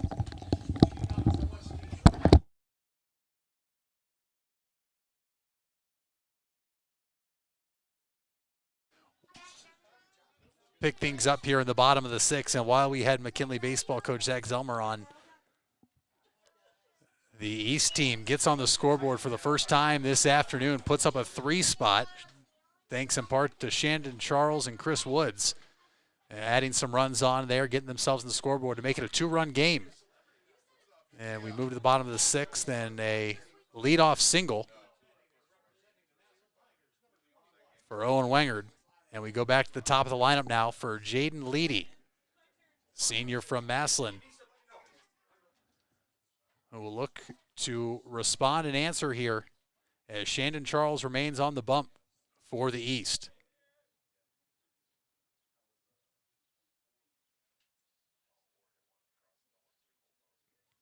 Here's Charles' 0-1 pitch, and Leedy swings and fouls it right down the third base line in a phenomenal catch by what was Calvin Casper, barehanding that one down the line to make a great catch. A junior from Jackson will be a senior next year.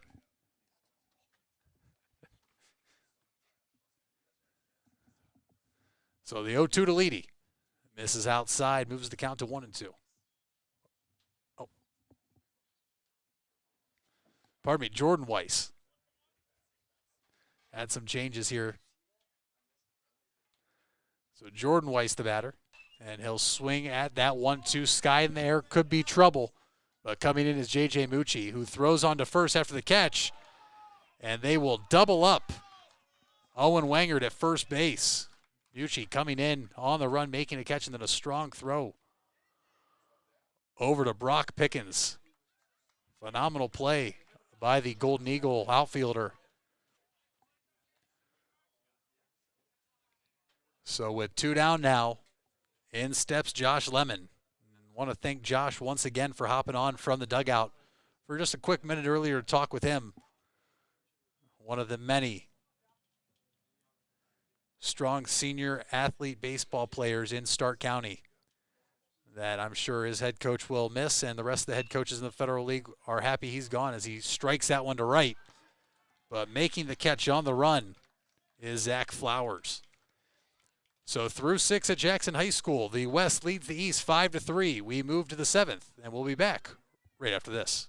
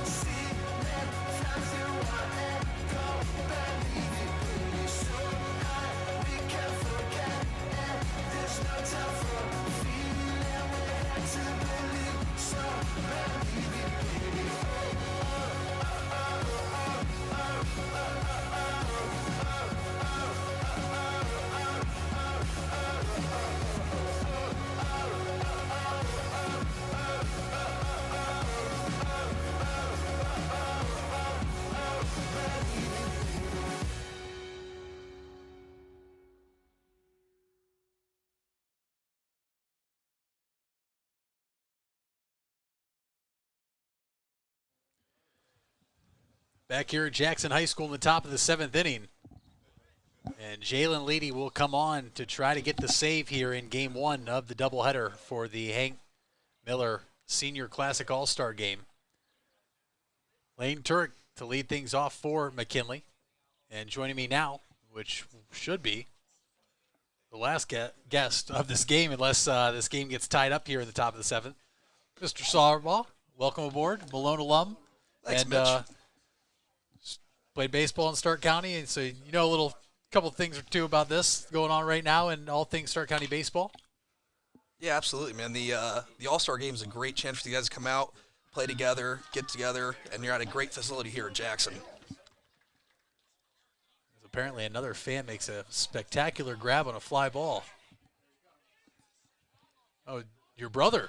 Oh, the baby bro. The baby bro makes the catch. Yep. And he throws it back in. Arm a little different, but. Yep, little second baseman, shortstop for Hoover back in the day. So here's R.J. Petties, another standout athlete from Stark County,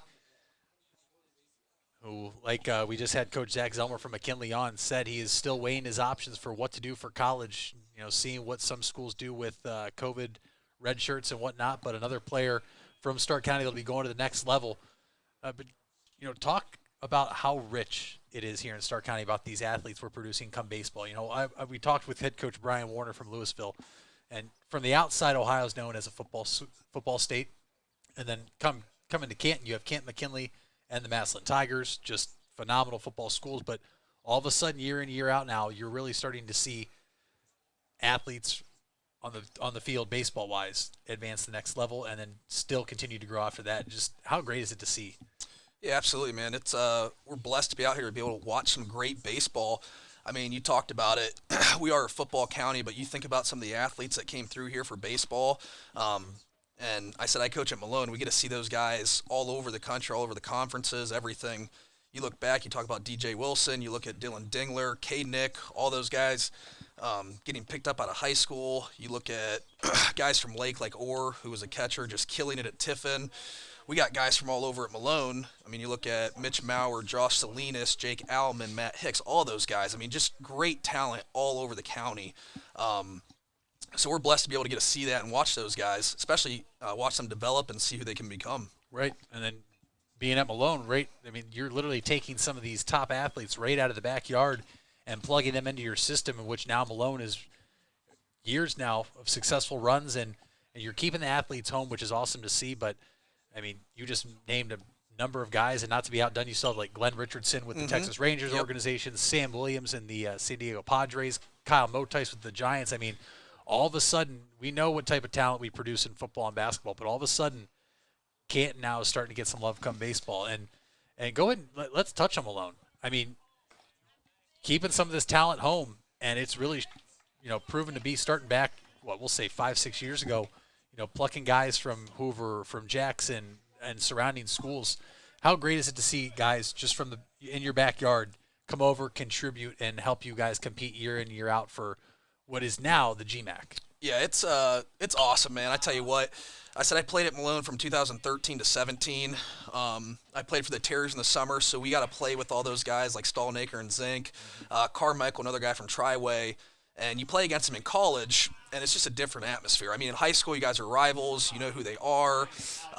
You know where they're going. And then in college, I said it's completely different. You respect where they're at. You respect who they are. You like playing against those guys, and you build those lifelong friendships just because they've been through similar things that not a lot of guys got to go through and experience. The recruiting part-wise, though, with Malone and stuff is awesome because you see guys from Bowling Green, you see guys from Ohio State, Tiffin, all over. They're coming down to see guys in our area. So I don't think people really understand how blessed we are to see these kind of athletes in our backyard, like you said. And night in, night out, getting out to go to a Federal League game, which sometimes, regardless of record, as every coach we've had up here this afternoon, is some of the best baseball played in the state. It's a dogfight night in, night out, and really you don't get a day off. And I'm sure being able to drive, 10, 15 minutes to a surrounding high school to scout and watch, a recruit or commit has to be great and really, don't want to say easy, but a little bit easier than usual for you and everybody else over there with Coach Crank at Malone. Yeah, I wouldn't say easier, but it's nicer that you have those relationships with coaches because you played in the league and they know who you are. So it's nice to be able to go back and kind of touch on some of your home roots. And like I said, Coach Gamble's a great one. I coach summer ball here, and I still talk to him very frequently. It's great to be able to say, hey, what do you guys got? Who do you have coming up? This kind of thing. And it's great to watch those guys develop from such a young age and then see who they become. I'm sure you can go back and look at the guys that you played with and just astounded by where they're at now and where they came from. And it's cool to watch. It's really cool to see, your teammates and as a former baseball player, you call them brothers. It's really cool to see them grow at the next level. And maybe, what 3 years ago you didn't think was possible, all of a sudden they're the ace or they're hitting cleanup and they're winning player of the year in the conference. I mean, just a couple of years ago you had Nate Cobb over at Malone winning freshman of the year. Yep. I played with Nate, years growing up, and you knew he had it in him. And it was just really cool to see him and be like, hey, I played with that guy. He was my dude. And, he's thriving at the next level. You had Zach Motice. Yep. And you guys have other guys from Jackson that I know personally, like Matt Hicks, who, Gianni's really close with, who's doing all the behind-the-scenes stuff here.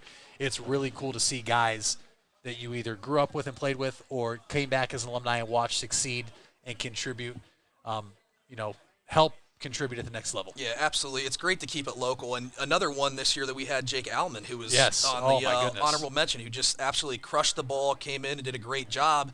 And I said that speaks to volumes from Jackson High School with Coach Gamble and stuff. And another one, Diaz for Hoover, who we have coming to Malone next year. Just great kids locally, great kids you want to keep around.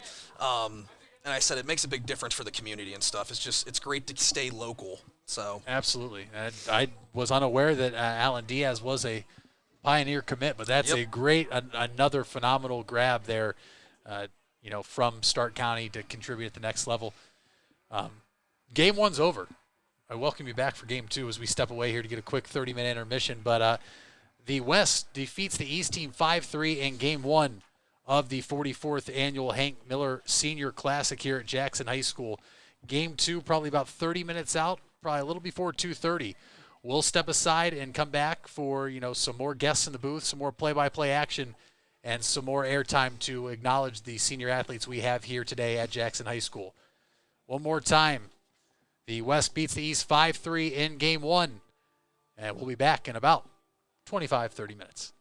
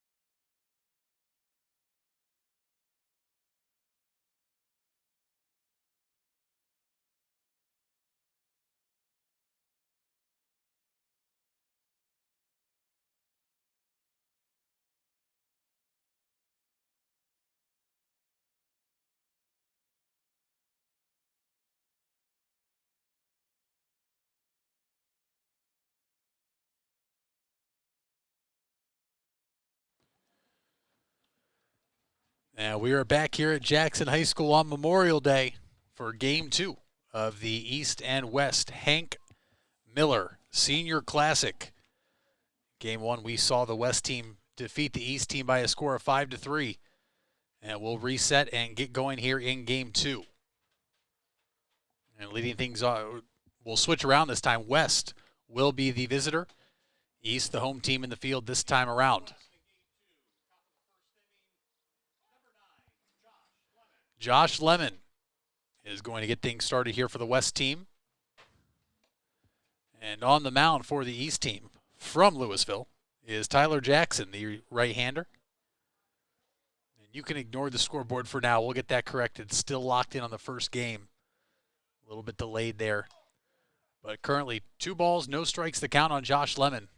Lemon had a triple in the first game and pulled down a lot of balls in the right field to retire some batters. Jackson's third pitch is called a strike. We do have another player mic'd up this game, and we'll have a lot of players from the West team joining us on the broadcast. Right below us in the mic and headset we have alongside the home dugout here. Connor Ashby, the current player on the East team that is mic'd up. He's in the field, and we'll get him hitting as well. Trying to get the players a little exposure and have some fun along the way. Here is the 2-2 from Jackson, and it's down low, misses, runs the count full.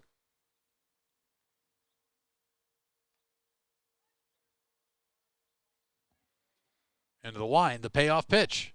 Swung on and missed. So Jackson gets Lemon to chase.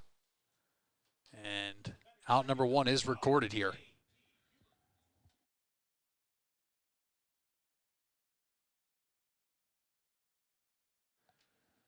So now stepping in is JT Hubert, hitting second for the West team here.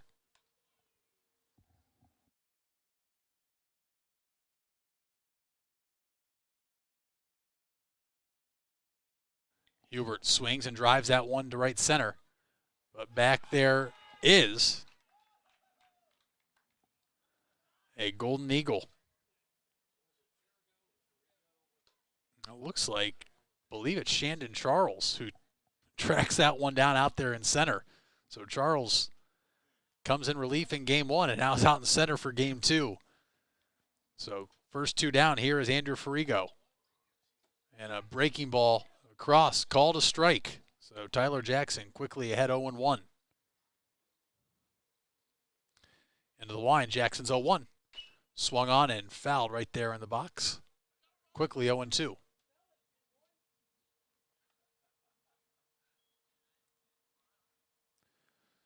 Tyler Jackson just 1 strike away from working a 1-2-3 top of the first inning. The 0-2. Check swing. And they check down to first. First base umpire says Farigo did not go around. Moves the count to 1 ball and 2 strikes with 2 down here. Jackson to the wind. The delivery. Swung on, fouled back out of play. So Farigo, the senior from Green, battling here to see if the West team can get something going here with 2 down. The 1-2 once more. Swung on, fouled back out of play yet again.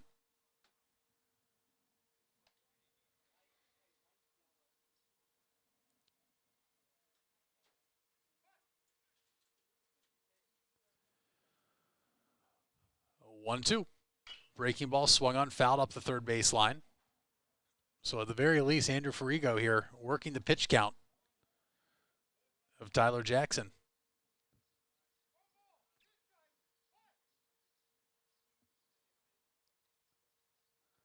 And that 1-2 pitch is swung on, hit right side, knocked down by Diaz. He gets to his feet, throws on to first, but not in time. Farigo able to get there just in time.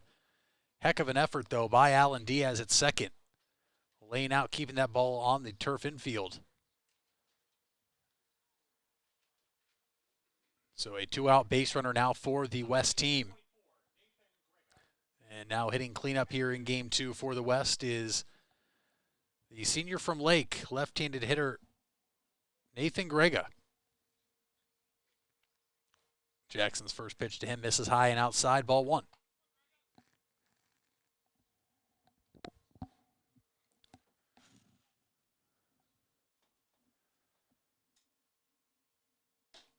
And the 1-0 is in there at the knees, called a strike. Evens the count up at 1 ball, 1 strike.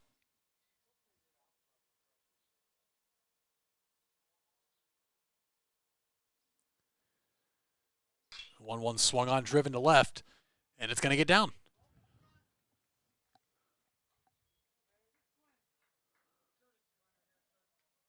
So back-to-back 2-out singles for the West team. Have them in business and have a runner in scoring position.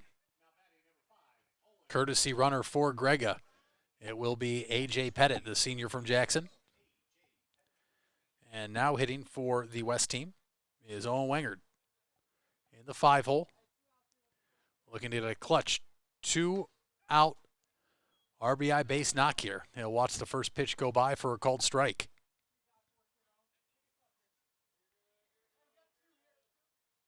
The 0-1. Swung on and missed. Quickly 0-2 to Wengard.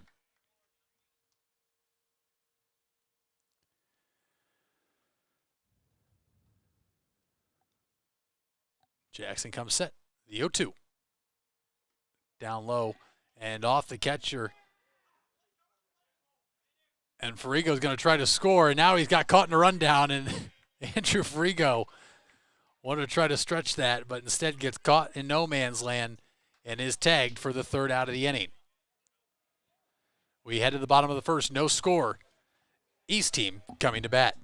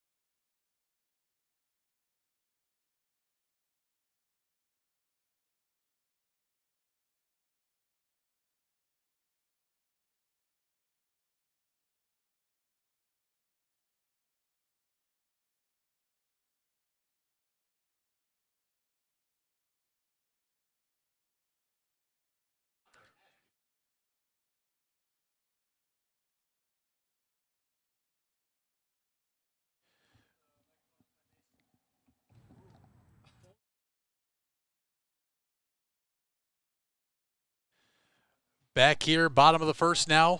East team coming to bat, led off by shortstop Connor Ashby, the North Canton Hoover Viking product. And on the mound for the West team right now is senior right-handed pitcher from Green, Trent Otts. Otts was one of the top pitchers in the Federal League this spring. As his 0-1 misses to Ashby. And just a reminder, Connor Ashby is mic'd up right now, and we will hopefully have that audio for you here in a few innings. The 1-1 is swung on and missed. And in just one moment, we'll welcome some players in joining us from the dugout from the West team. And I believe we do have Nate Black down there, and we'll get him going here in just a second. Ott shakes off Grega. The 1-2. Swung on, foul back to the screen by Ashby.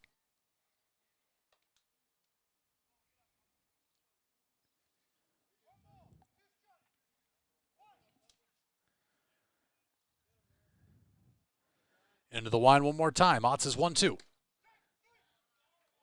At the knees, called strike 3. And Ashby is retired. And now we go live down to the dugout where I believe I have Nate Plack joining us. Nate, you hear me? Yes. What's up, guys? Oh, boy, that's close. Nate Plack is live with us right now. We'll have other players from the West team joining us throughout this game. But, Nate, we already saw you.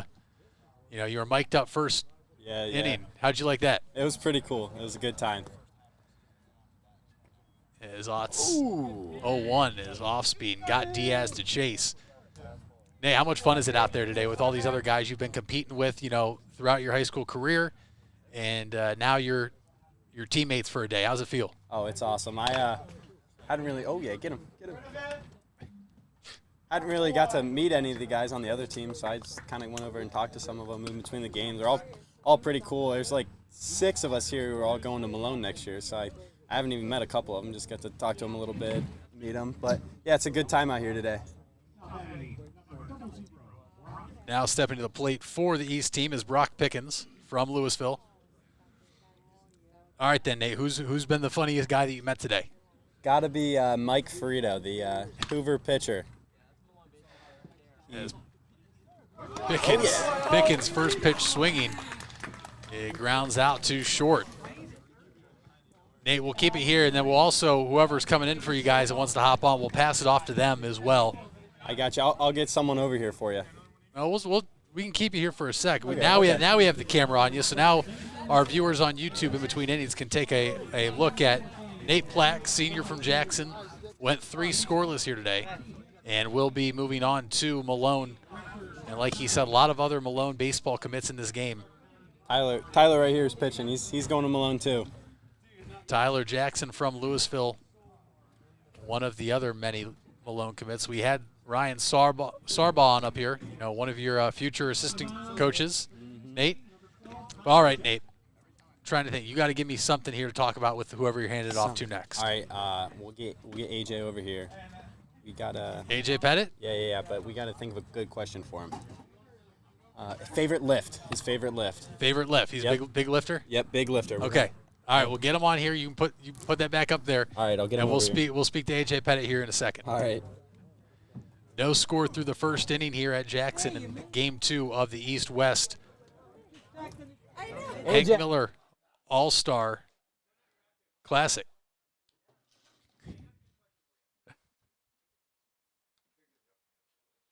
Had to.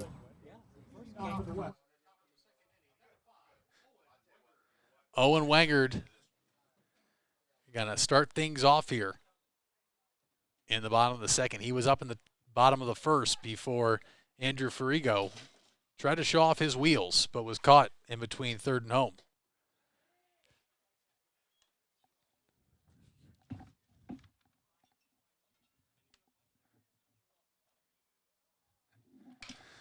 As the 1-0 to Wangard is hit to right, and it will drop for a leadoff single for the West team.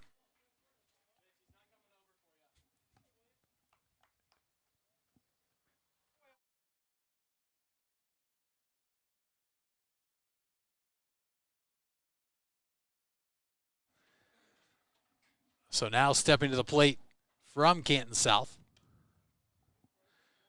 is Brendan Williams, left-handed hitter.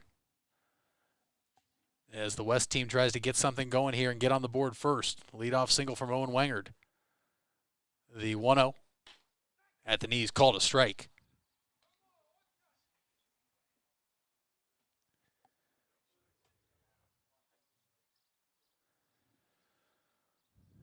The 1-1 swung on, hit there to Connor Ashby. He'll go to Diaz. Diaz gloves thrown to first. Not in time as Williams got down that line pretty fast. And now joining us from the third base dugout is Jalen Leedy. Jalen, can you hear me? Yeah, can you hear me? Yes, sir, I can. Sweet. Jalen, we saw you, first game out in the outfield, tracking down balls, showing off the arm quite a bit.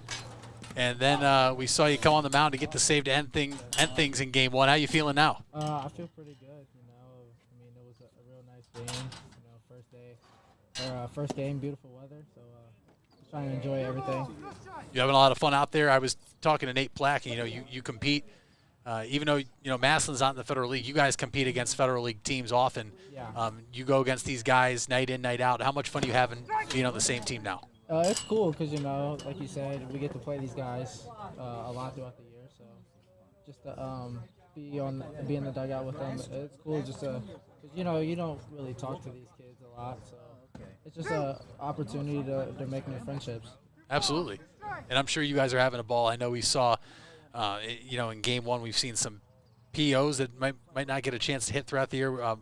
Mike Ferrito got a base knock, and I'm sure you guys are having a ball when these POs get up there and get a chance to hit. You yourself, though, not a PO. You did it all for Massillon this year. Whatever Coach Ridgely asked of you, you were playing first, pitching, one of the leaders of that staff, and then also could play the outfield.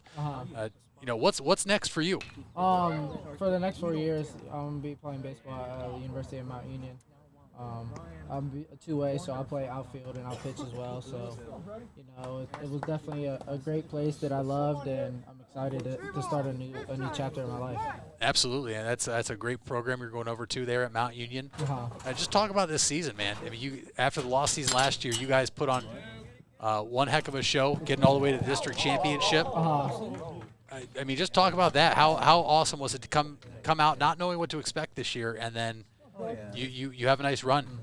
Yeah, it was really exciting just because, like you said, losing last year, a lot of questions, who's going to play where. And luckily we had 9 seniors this year. So, just some of the things we did this year, just playing well against Federal League teams, beating some big teams that are not in the Federal League, and like you said, going to the district championship. It was a great year, and I wouldn't want to do it with any other guys. Right. I totally understand that. And speaking of that, one of your guys, Jordan Weiss, at the plate right now. Is he going to come through clutch here? I don't know, that's a little wheezy baby. That's what we call him, so he might. As that ball gets away from the catcher just a bit. Go three.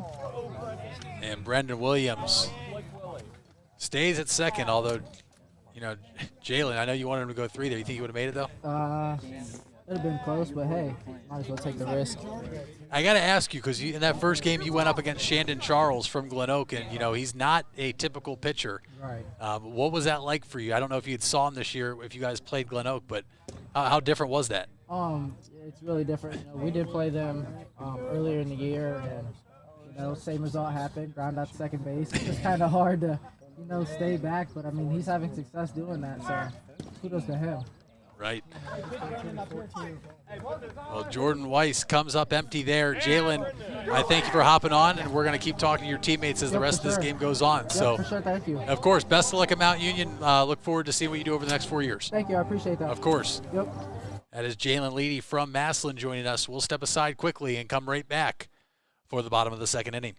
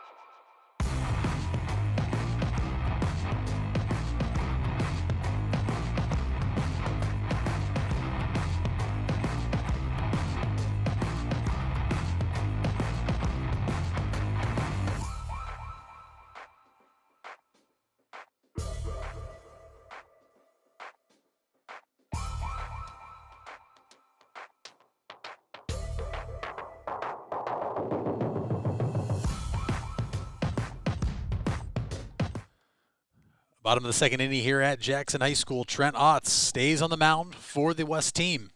No score. And the first pitch there is low, called a ball. Otz's 1-0 is swung on, fouled back there by Aljancic. Left-handed hitter from Louisville.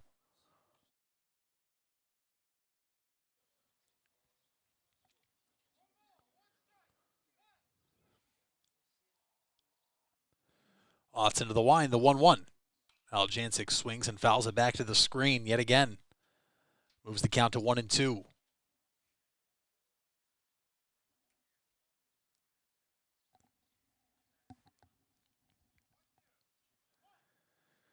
We'll see what Trent Otz dials up here. The senior right-hander to the line, the 1-2 pitch. Down low, just misses. So far through the first inning and the top of the second. Looks like a lower zone, but that one just missed.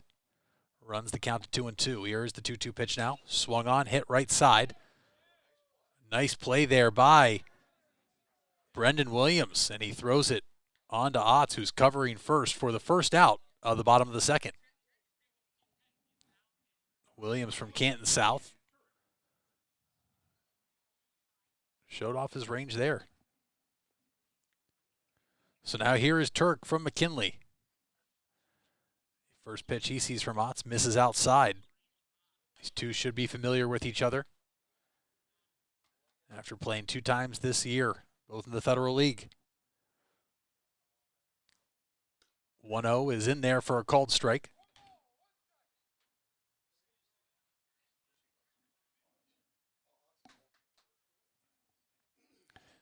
The 1-1 swung on, chopped, and it'll get foul.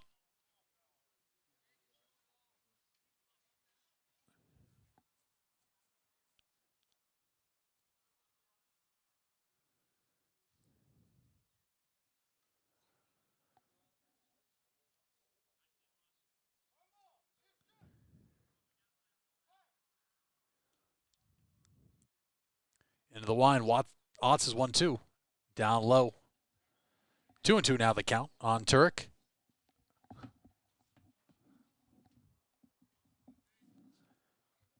With Charles on deck. And the 2-2 is swung on and missed there. For out number 2. Turek comes up empty. And now here is Shandon Charles.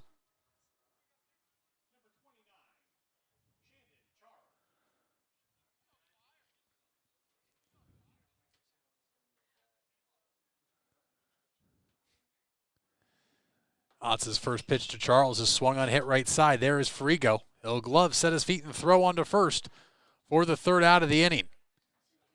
The East team goes 1-2-3. We move to the third. Still no score here at Jackson.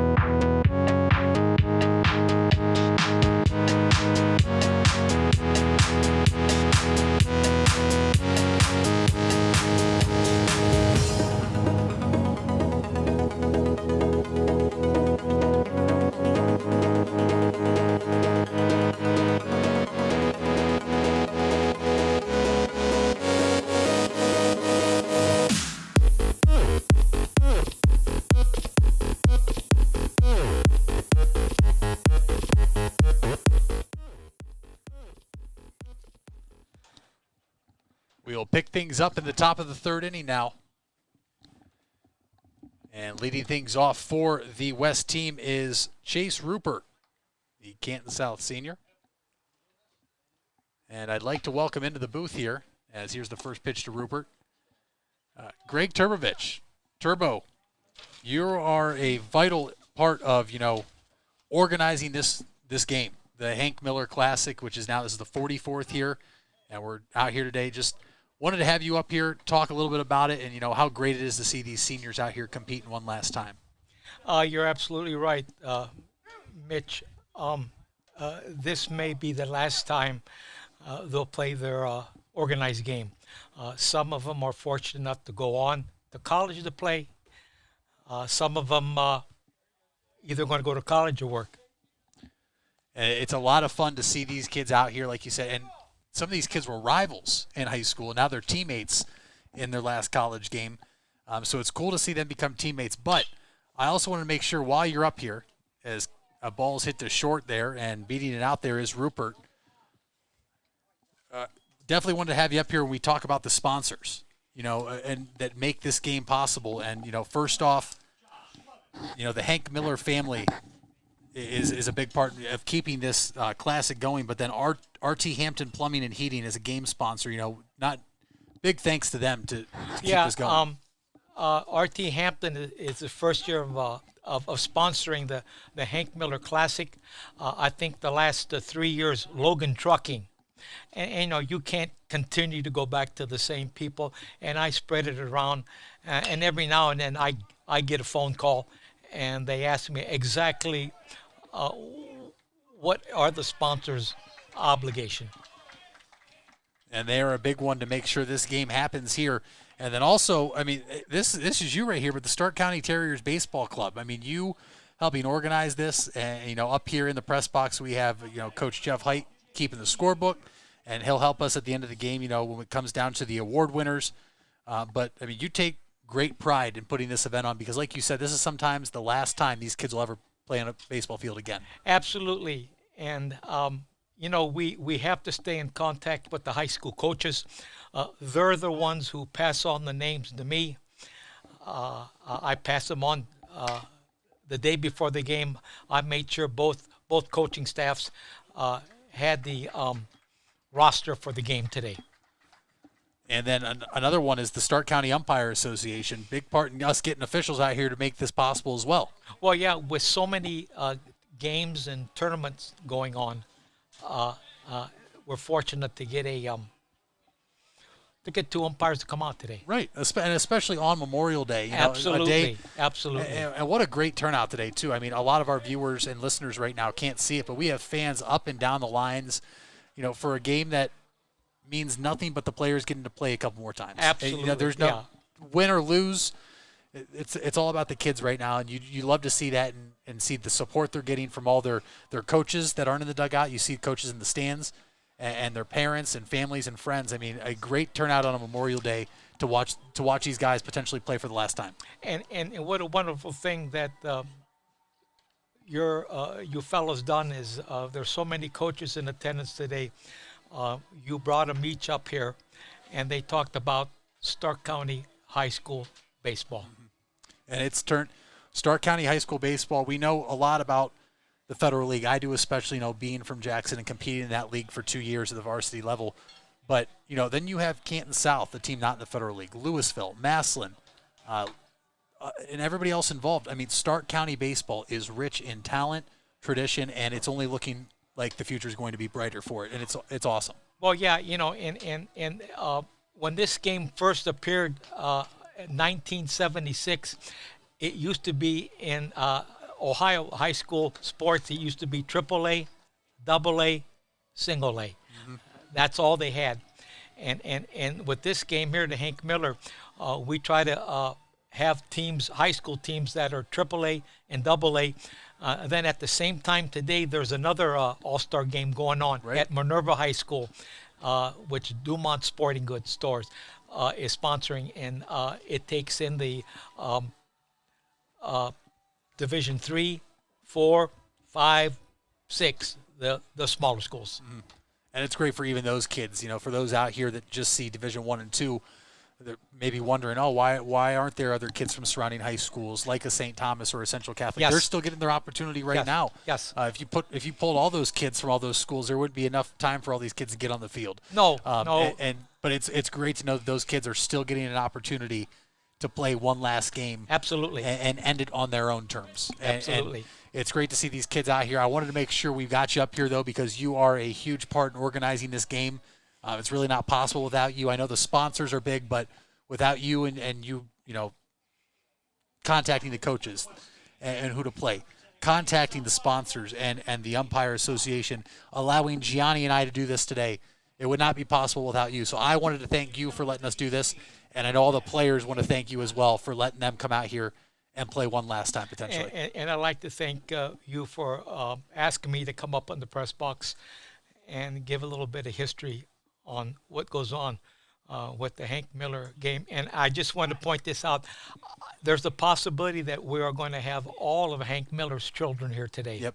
And if we do and there's some time, we'd like to get them up here, and we'll wait to see if that's possible. But until then, objective number one was to get you up here to make sure you got your recognition. So we want to thank you for everything you've done so far, and we look forward to seeing this continue every year. And thank you once again. Thank you. Thank you again, Mitch. Of course. That is Greg Turbovich, the game director who makes all this happen behind the scenes, that you see all these players, whether it's your son, neighbor, friend on the field right now, as there is a drive to deep left there by Caden Gottschall, but tracked down and put away for out number one. And Chase Rupert, I believe, did pull that down out there. A little bit of a obstructed view. And now, Flowers coming to bat. As we do have a new arm on, it is Nick Stauffer from Canton South, the right-hander. Count is 2-0 now to Zach Flowers.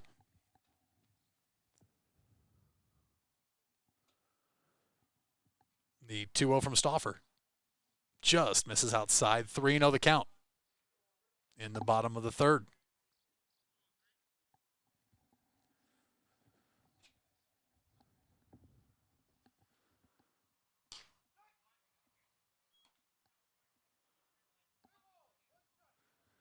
And the 3-0 is in there for a called strike.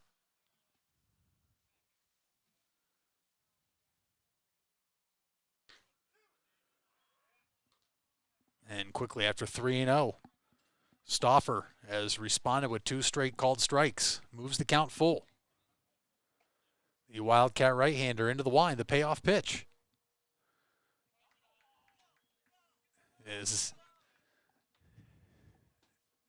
Just comes up a little short there. It'll be a 1-out walk issued there to Zach Flowers. So Tyler Jackson will step to the plate now. The pitcher on the mound for the East team, trying to help out his own cause here. First pitch he sees is in there, called a strike.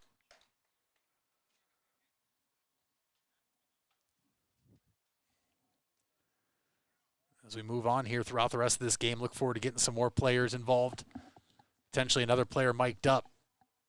I'd like to thank Greg Turbovich for, one, allowing Gianni and I this opportunity to get back up here and try some new things of miking up players and getting the players more involved and making it about them, and also all the coaches that have joined the broadcast so far today. As that pitch is in there for a called strike, moves the count to 0-2 now on Tyler Jackson.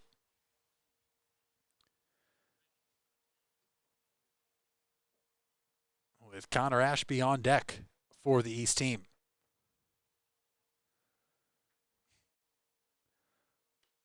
And the breaking ball misses outside. Jackson did not offer, so 2-2 the count.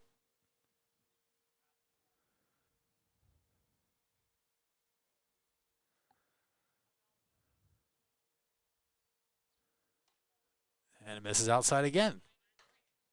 So it'll be back-to-back full counts now for Nick Stauffer. The Wildcat from Canton South comes set. The pitch. Swung on, popped in the air, but it'll get out of play. And we'll run it back and do it again.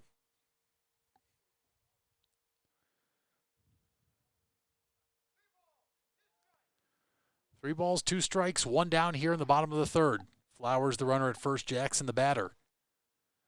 Still no score here at Jackson High School. The 3-2 once more. Misses outside, ball four. So back-to-back walks. And the top of the lineup turning over now to Connor Ashby has the East team poised to score the first run of this game.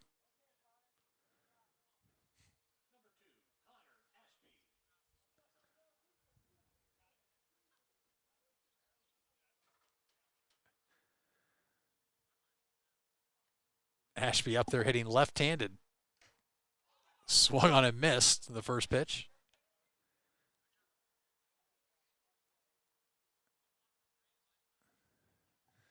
Guys having a lot of fun here. Ashby, a Kent State commit. Be playing college ball there for the next 4 years. The 0-1 up high. And it moves the count even at 1-1.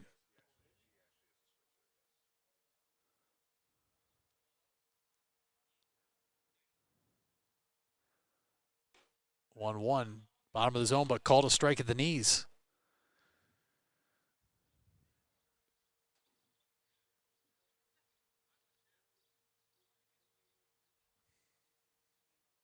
The 1-2 from Stauffer. Up high, 2-2.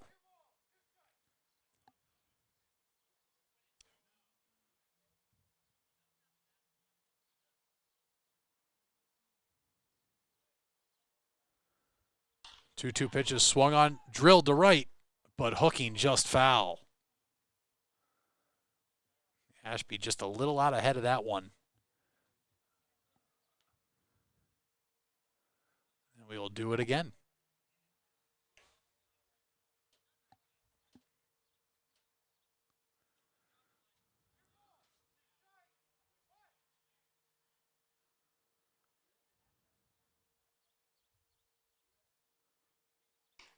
And Ashby comes up empty, chases the high fastball for the second out of the inning. Now Alan Diaz, his teammate from high school and teammate still here today on the East team, steps into the box as the East team looks to get a clutch two-out base knock here to potentially score the first run of this game in Game 2. First pitch misses up high to Diaz, 1-0.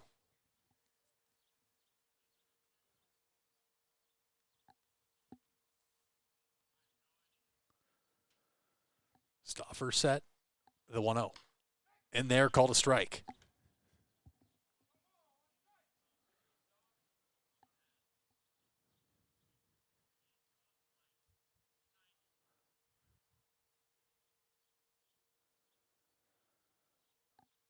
Stauffer's 1-1.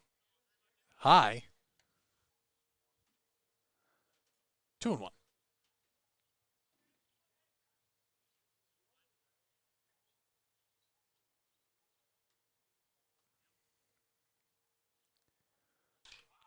Swung on, it'll get out of play down the first baseline. Nick Stauffer trying to work around two walks and get out of this inning. Still tied at 0. East team hoping to break through here. Stauffer's 2-2. Is swung on and fouled off the front foot of Diaz.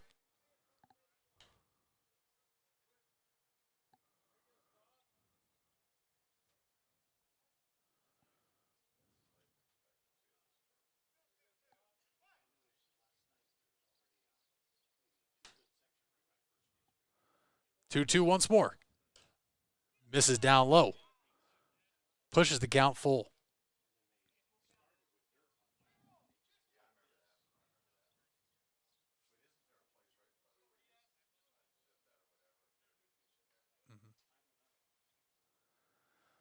The payoff pitch swung on, hit to second. There's Frigo. He'll field it, throwing to first for the third out of the inning. Stauffer works around the 2 walks and through 3 here at Jackson in Game 2 of the Hank Miller Senior Classic. We are scoreless.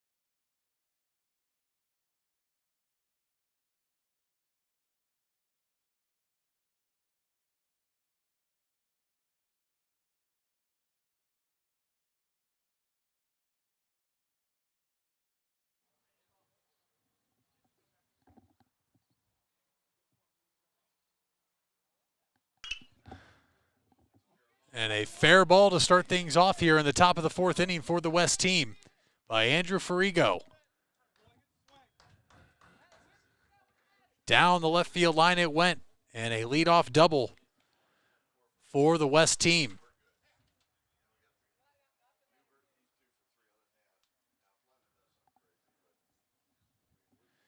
And now I believe I am joined by Canton South senior and right-handed pitcher right now for the West team, Nick Stauffer. Nick, can you hear me down there? Yeah, loud and clear.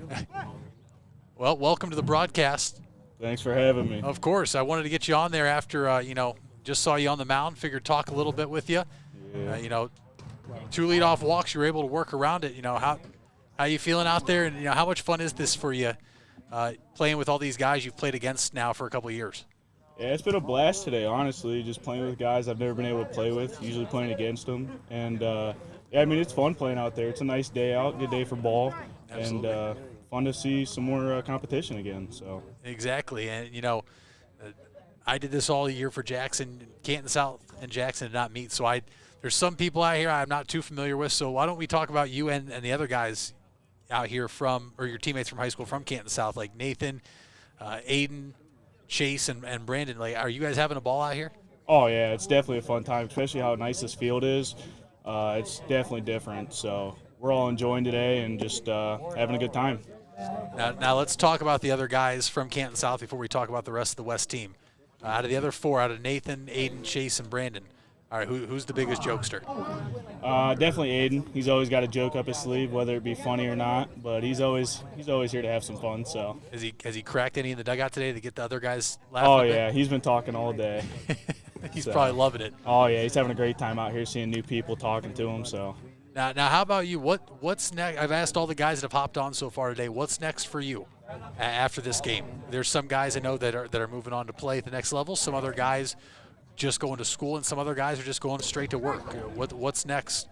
So I'm going to have a summer ball season this year, and Okay. then after that, I'm going to be a union carpenter. I Okay. want to do interior floor systems and stuff like that. So. All right, and you staying around here to do that? I plan on traveling to Cleveland, Akron area. Okay. But if it brings it to me, then I'll stay here. Yeah, wherever the money is, honestly. That's what it's all about. I hear you there, man. I hear you there, but that's awesome. I mean, I want to make sure you guys get a chance to talk, enjoy your day out here, and like I know you've seen me and then my partner Gianni walking around out there, just trying to give you guys some more exposure. Make sure you guys have fun. For some of these guys, the last time they'll take the field. I know you said you have a summer ball season, so like I said, wanted to talk to you after getting out of that inning. Are you going back out for another one?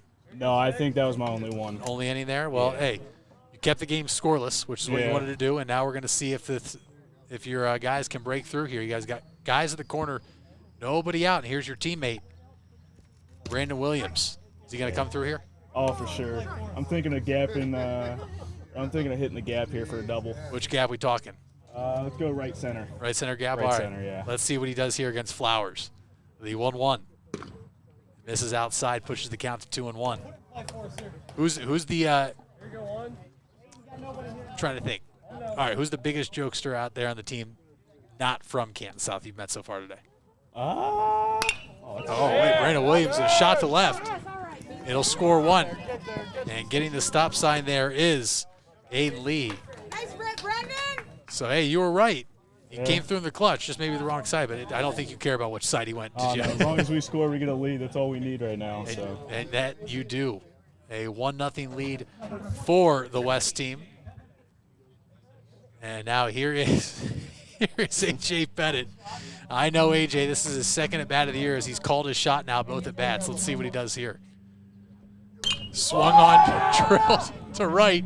There's Mike Ferrito, the pitcher. He'll come in, glove it, and show off the arm. And a strike thrown in there for Mike Ferrito. Oh man! So I'm sure you're having a ball down there, watching this and playing this too. So hey, I want to thank you for hopping on with me, Nick. I just wanted to get you on here for a second. I'll let you get back to having some fun with the rest of your guys. Okay? Yep. Thanks for having me, guys. Of course. Have a good one. Yep. You too. Thanks. That is Nick Stauffer, senior from Canton South. The guys are just having fun here. Here's Jalen Leedy into the box now. Jalen joined us earlier in Game 2. And will be continuing his academic and athletic career at Mount Union for the next 4 seasons. The 1-0 from Flowers misses outside and moves the count to 2-0.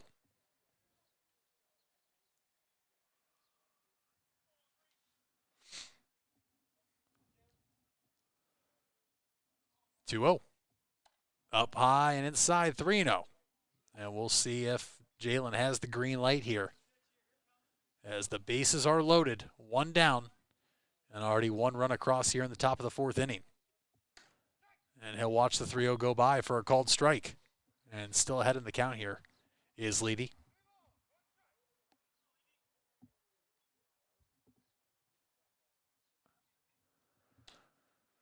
And the 3-1 misses down low and inside. So it will score a runner and make it 2-0 West.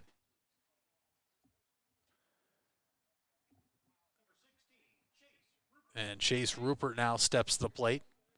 Still only 1 down, but Flowers just a ground ball away from getting out of this. And there's a ground ball right to Ashby. He'll step on the bag, throw into first. Got him. A 6-3 double play started by Connor Ashby to get the East team out of trouble. West strikes first with 2 here in the top of the 4th. We'll step aside and come back from Jackson High School.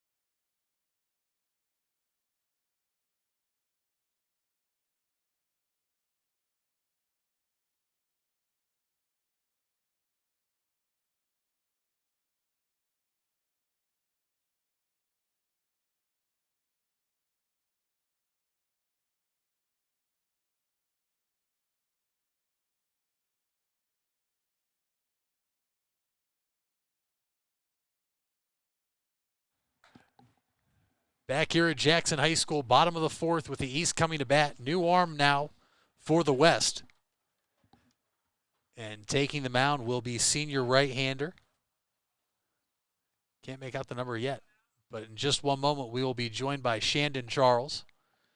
And it is Christian O'Neill, the arm on for the West team, who scored 2 in the top of the fourth and now lead game 2.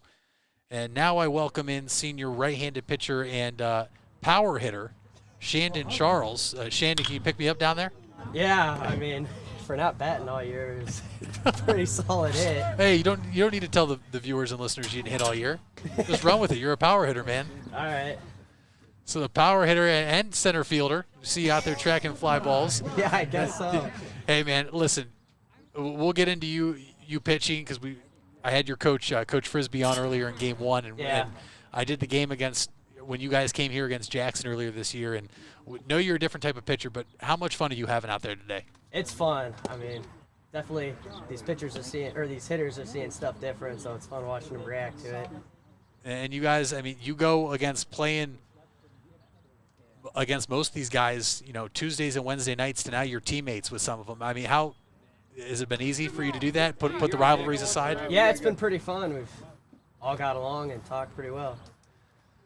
All right, so now let's talk about you as a pitcher. All right. Now we know. Oh, I guess you're on deck. Oh, nice. So you should probably go hit. All right. We're gonna see. Go get another dollar. Shandon Charles didn't realize he was on deck.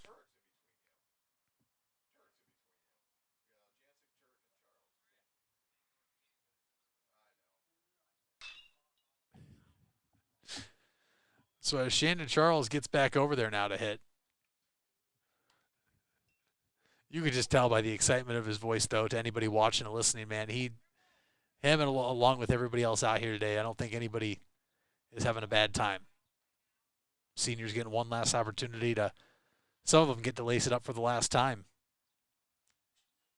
As the 2-2 pitch misses up high there from Christian O'Neill. Runs the count full here with 1 down.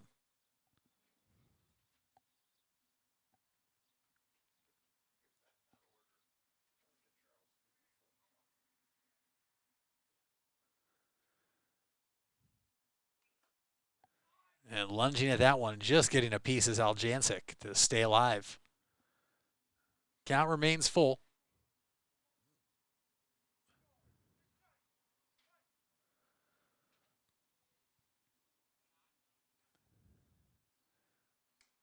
And that pitch misses inside, ball 4.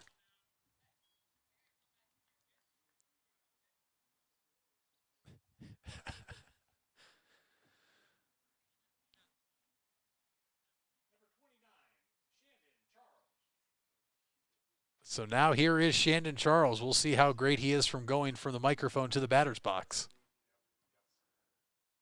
And the power hitter once more strikes a fair ball down the line, and he's going for 2.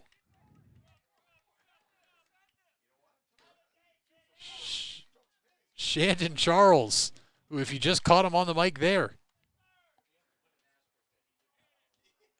just admitted before coming on live that he had not hit all year, but you would not know by the way he swung the bat this afternoon. Goes from the mound and striking out batters to center field and catching and robbing some players of what would be base hits, and now has 2 doubles to his name on the afternoon. So here is Ian Turk.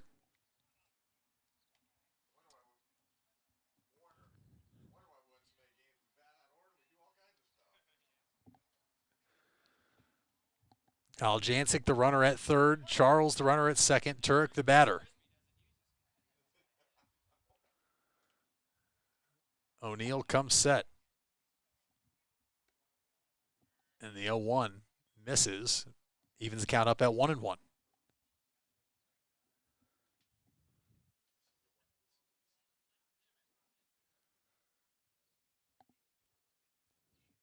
O'Neill's 1-1. Swung on by Turk and fouled back out of play.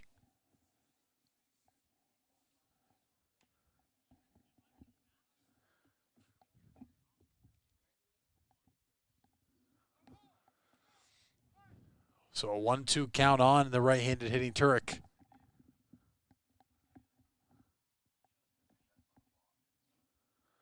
And breaking ball swung on and fouled. Just getting a piece.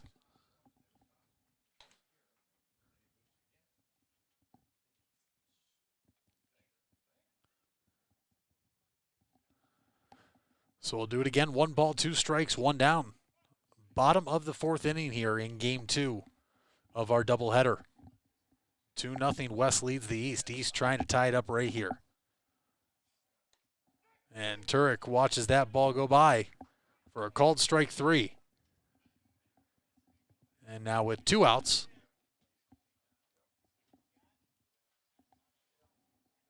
we're stepping into the box now is the Louisville Leopard senior, number 10, Caden Gottschall.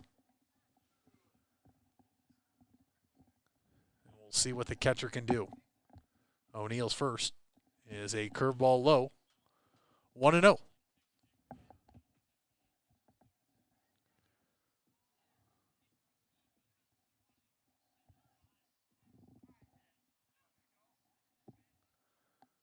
The 1-0 misses up high, quickly 2-0.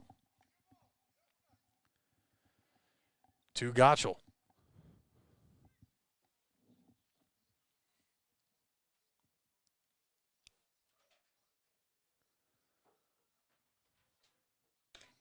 The 2-0 there, in there, called a strike.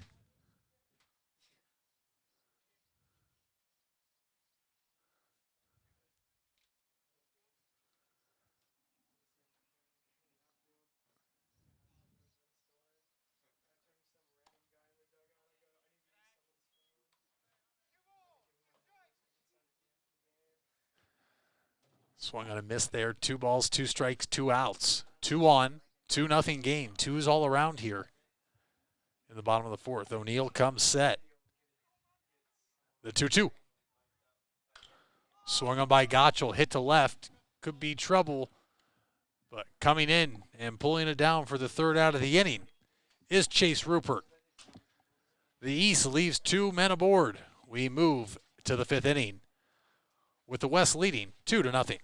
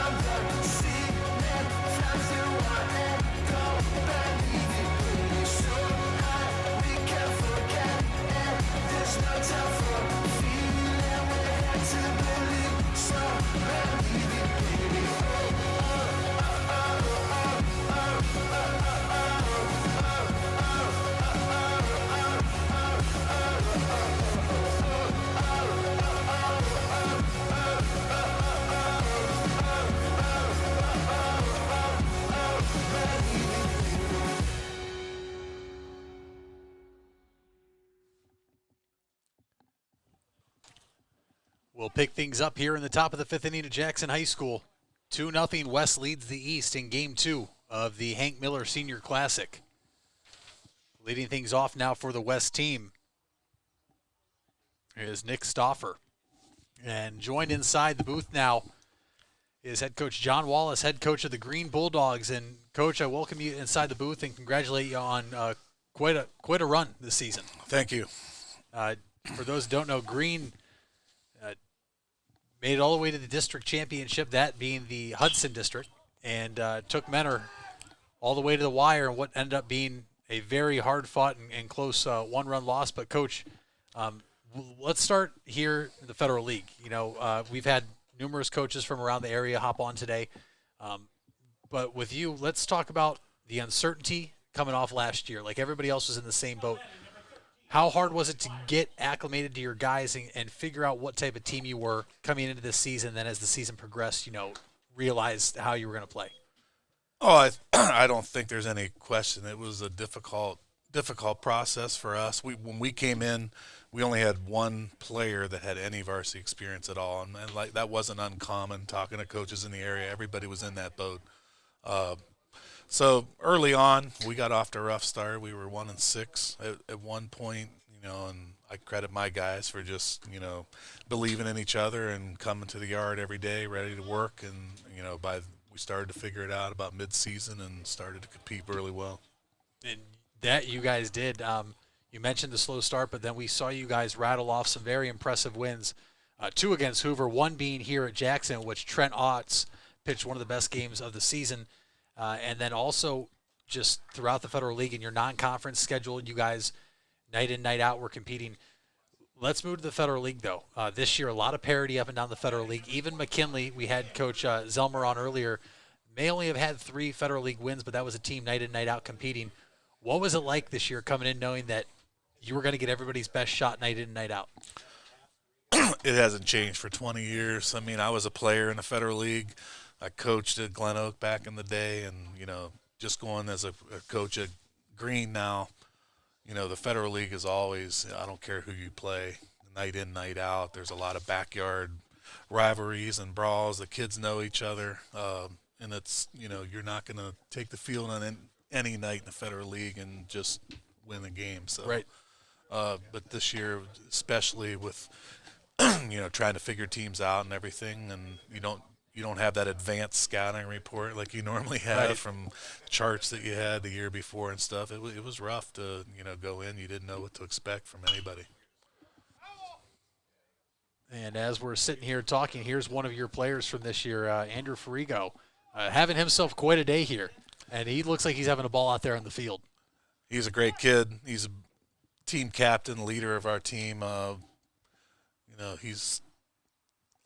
I always joke around that I want to hire him as a coach someday because he's just a very hard worker, very cerebral, does things the right way, and leads by example. And a very good ball player, too. Yeah, he's going to play at North Central College in Illinois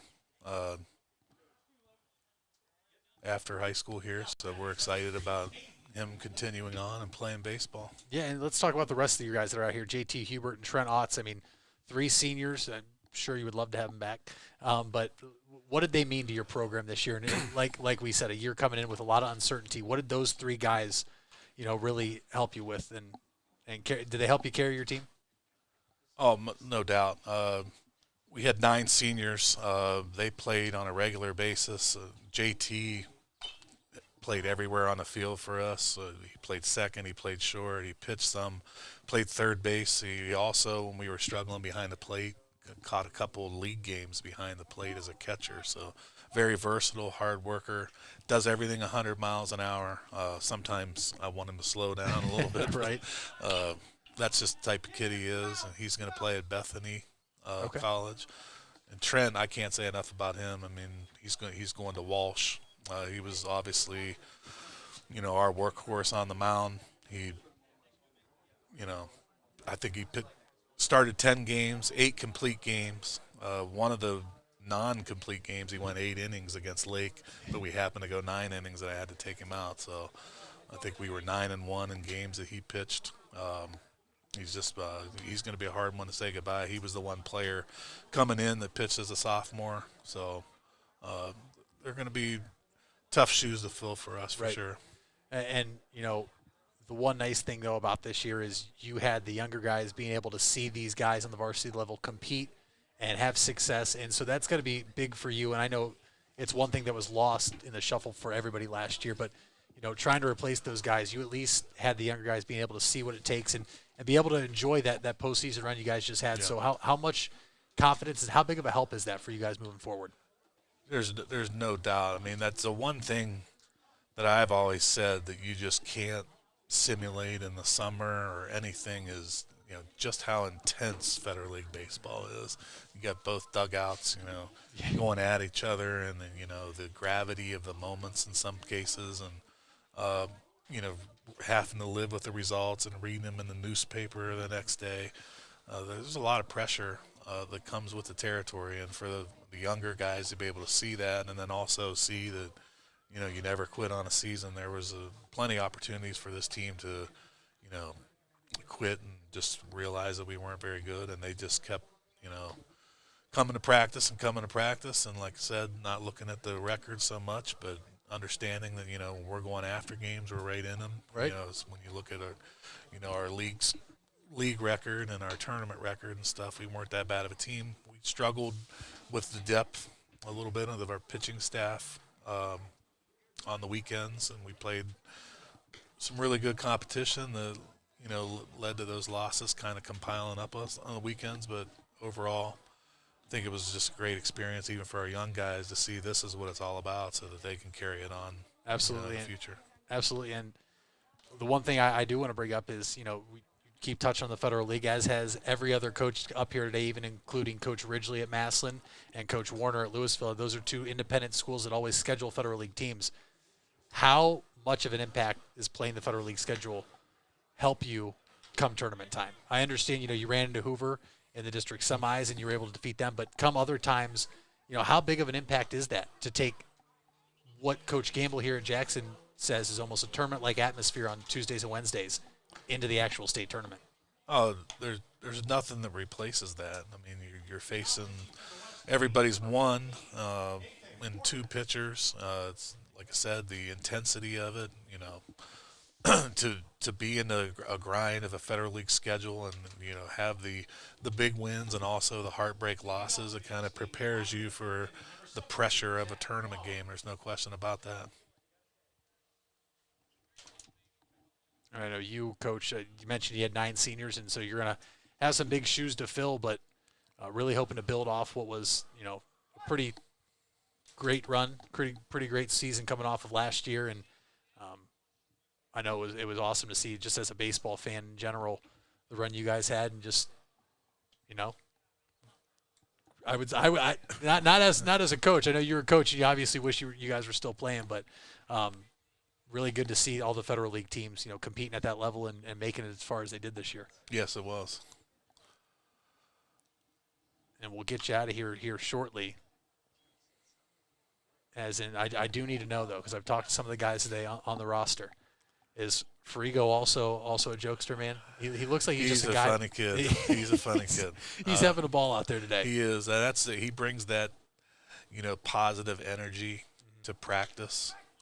He's kind of a guy that everybody respects and loves, but he also will make those comments to try to get under people's skin, but in a funny way. He's just, a great guy to have in the clubhouse. And like I said, that's why our kids look to him as a leader, because, of the way he plays the game, and then he does it the right way. And it's been on display here throughout Game 1 and so far here through, first 4.5 innings. And the guys we've had on, I've asked them, I was like, so who not on your team in the spring is the guy keeping it up? And he's been the answer most of the time. So yeah, that's not surprising. Yeah. So it's good to see him out there, Coach. I thank you for hopping on here for just a short time, talking a little bit about your guys' season this year, and best of luck moving forward. And thank you again. Thanks a lot. Of course.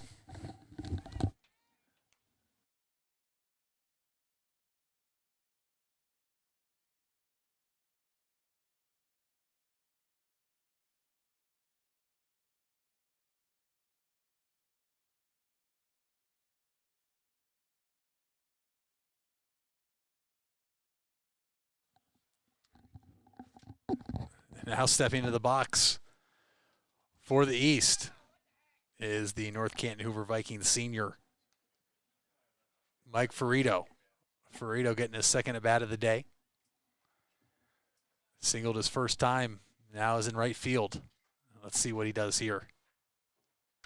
Swung on, hit up the middle, but there is Hubert, who taps second and throws on a first. Ferrito, though, going to try to stretch it to 2, and he'll be in there safely.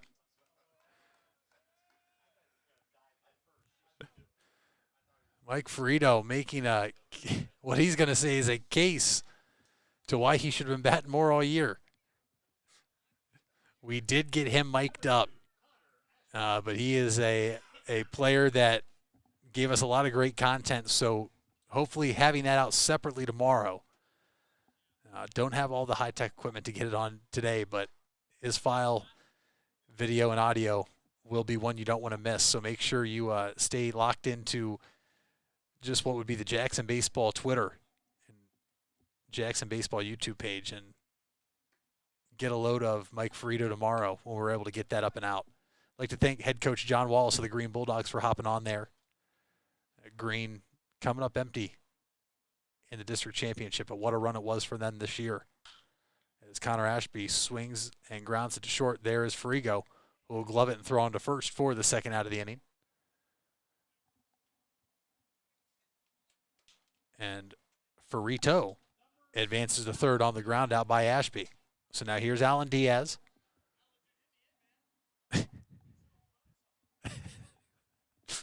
As Mike Ferrito is talking to Diaz, his high school teammate.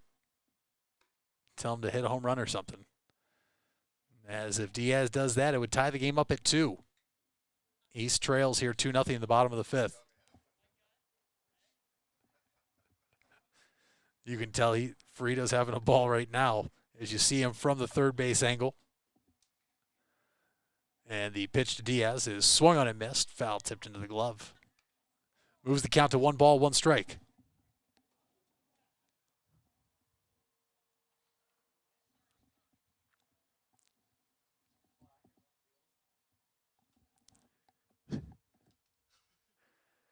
And the 1-1 is up high, 2-1 on Diaz.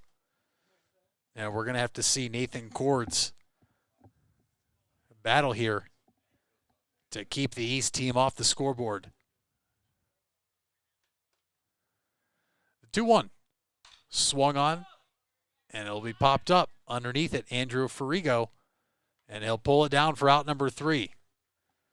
So the West able to keep the East off the scoreboard yet again through 5 innings at Jackson High School in Game 2 of the Hank Miller Senior Classic. The West leads the East 2-0.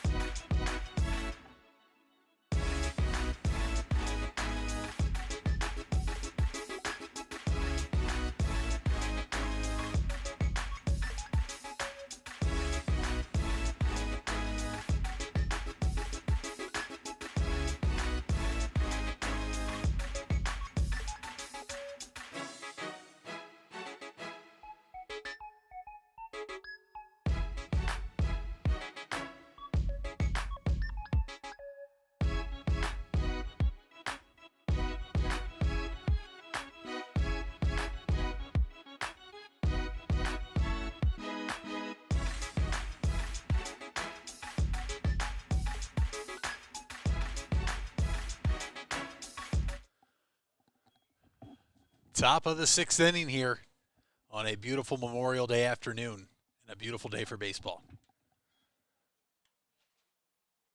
Cooper Smither, the batter for the West team.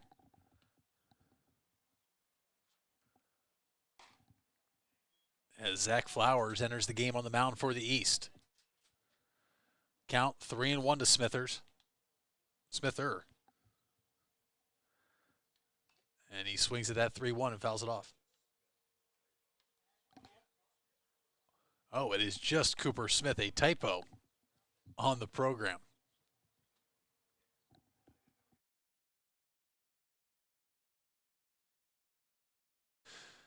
Well, the 3-2 to Cooper Smith is inside, ball 4. So a leadoff walk issued here by Zach Flowers. And Smith trots down to first base. Apologize for calling him Smither all afternoon. Here is Brendan Williams, the tall left-handed hitter from Canton South. Watches the first pitch go by for a called ball.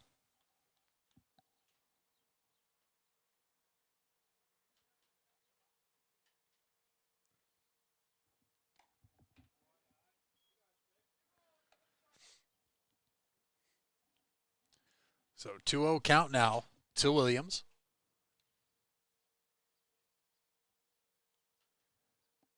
And quickly 3-0.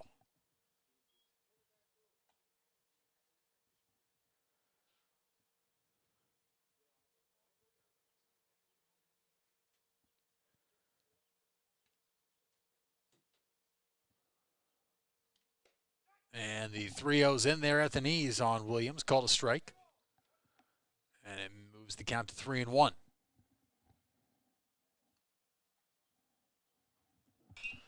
Williams will swing and ground that ball through on the right side. Smith will stop at second. So a leadoff walk and a single has the West team in business here in the top of the 6th.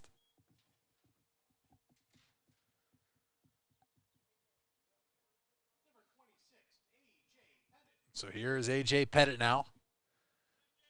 The senior right-handed pitcher from Jackson stepping into the box, getting his second at-bat of the day.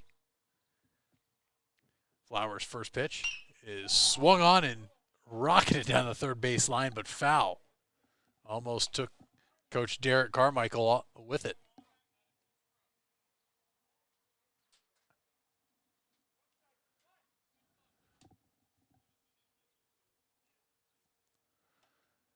The 0-1 misses up high, 1-1 count now to Pettit.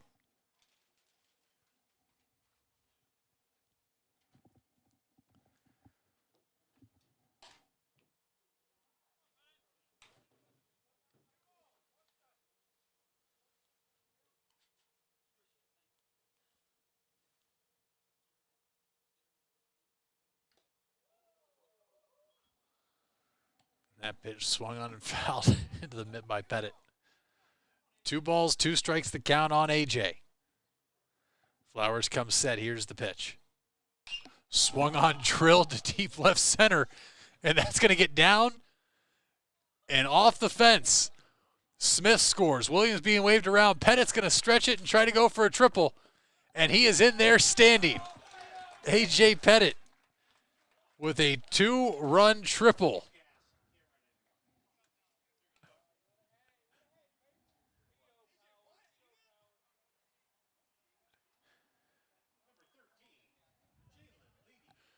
And it makes it a 4-0 West lead now. And here's Jalen Leedy trying to add on.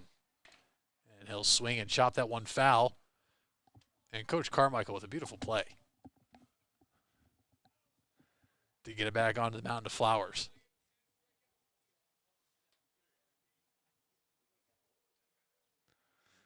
Flowers 0-1. In there, called a strike to Leedy. Quickly 0-2.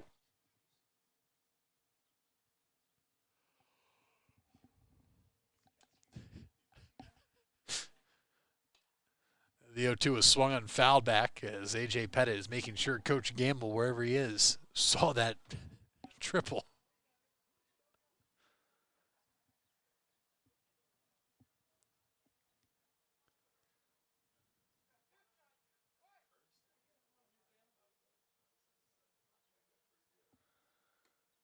Leedy watches that 0-2 pitch outside. 1 ball, 2 strikes the count to the Massillon Tiger outfielder for game 2. And Leedy will swing right side. It'll get a run home as Tyler Jackson fields it and throws on to his teammate, Brock Pickens, to retire Leedy for out number 1. But Pettit scores and makes this a 5-0 West lead.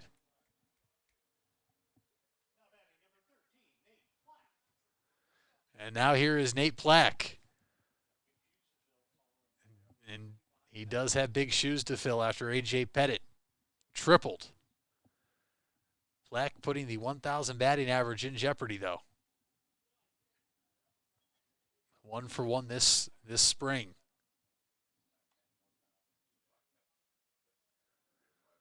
The Malone commit, senior from Jackson.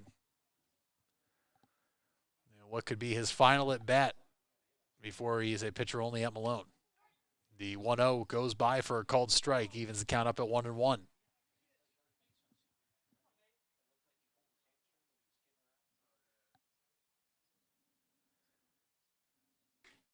The 1-1 misses outside, 2-1 the count.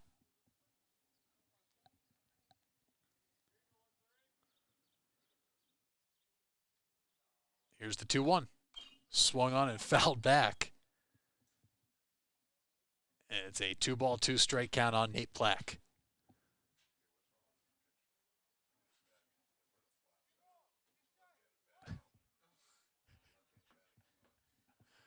Two. Up high outside, and it moves the count full.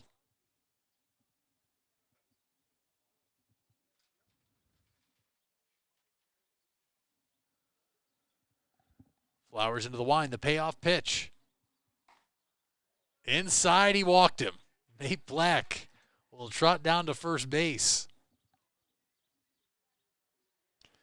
with a 1-out walk. And now here is Josh Lemon.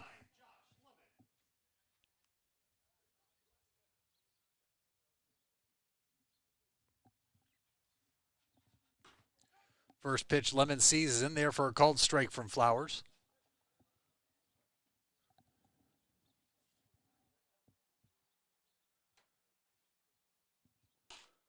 And the next pitch is also in there for a called strike. So quickly 0-2 to Josh Lemon, the Perry Panther outfielder. The 0-2, he goes down to dig it out, and he will get it to drop for a 1-out single.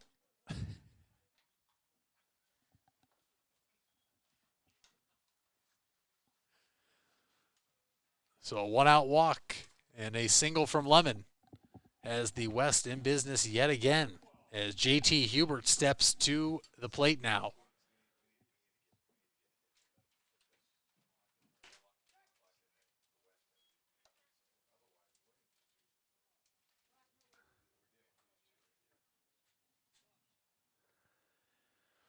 The 0-1 is swung on and fouled back out of play, so quickly 0-2 to Hubert.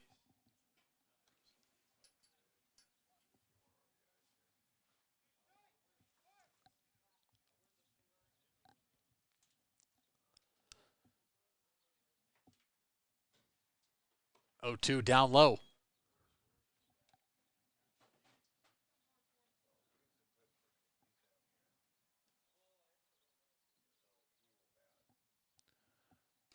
One, two, and back throw to second, and Nate Plack is in there safely.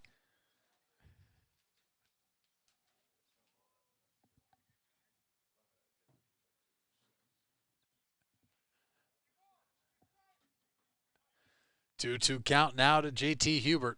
Here's Flowers' pitch. Up high inside, and has Hubert hit the deck. Runs the count full with 1 out. Plack at second, Lemon at first. Hubert at the plate. Flowers 3-2. Misses inside.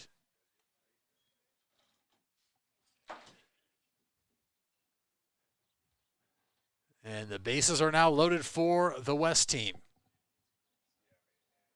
And here is Andrew Farigo. First pitch he sees is in there for a called strike.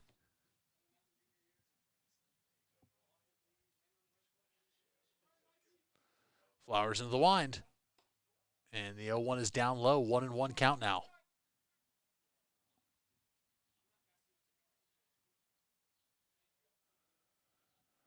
The 1-1.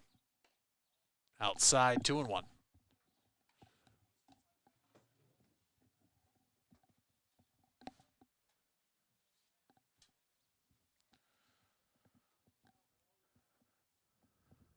Flowers 2-1 is hit right back to him. He'll glove it, throw it home. And the throw to first is not in time. So Flowers at least gets one. And it is the lead runner, so it keeps this a 5-0 game.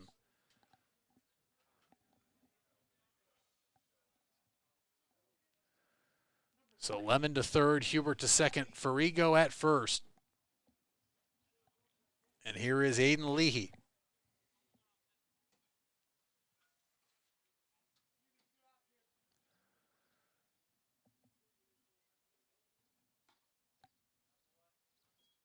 First pitch he sees is inside, ball 1.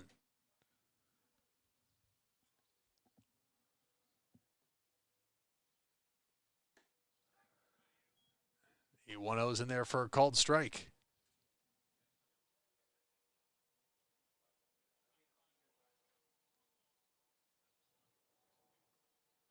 Lee comes up empty on that swing. It's a 1-2 count now to the Canton South Wildcat. Lee says this next one's going to hit the airplane. Let's see what happens here. Flowers 1-2. Spiked and coming in to score on the pass ball is Josh Lemon. Makes it a 6-0 West lead now.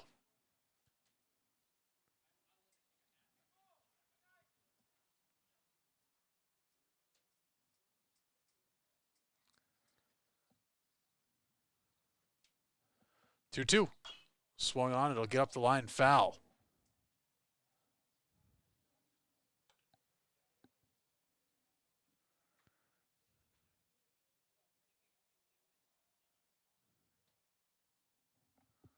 So we'll do it again. Flowers comes set.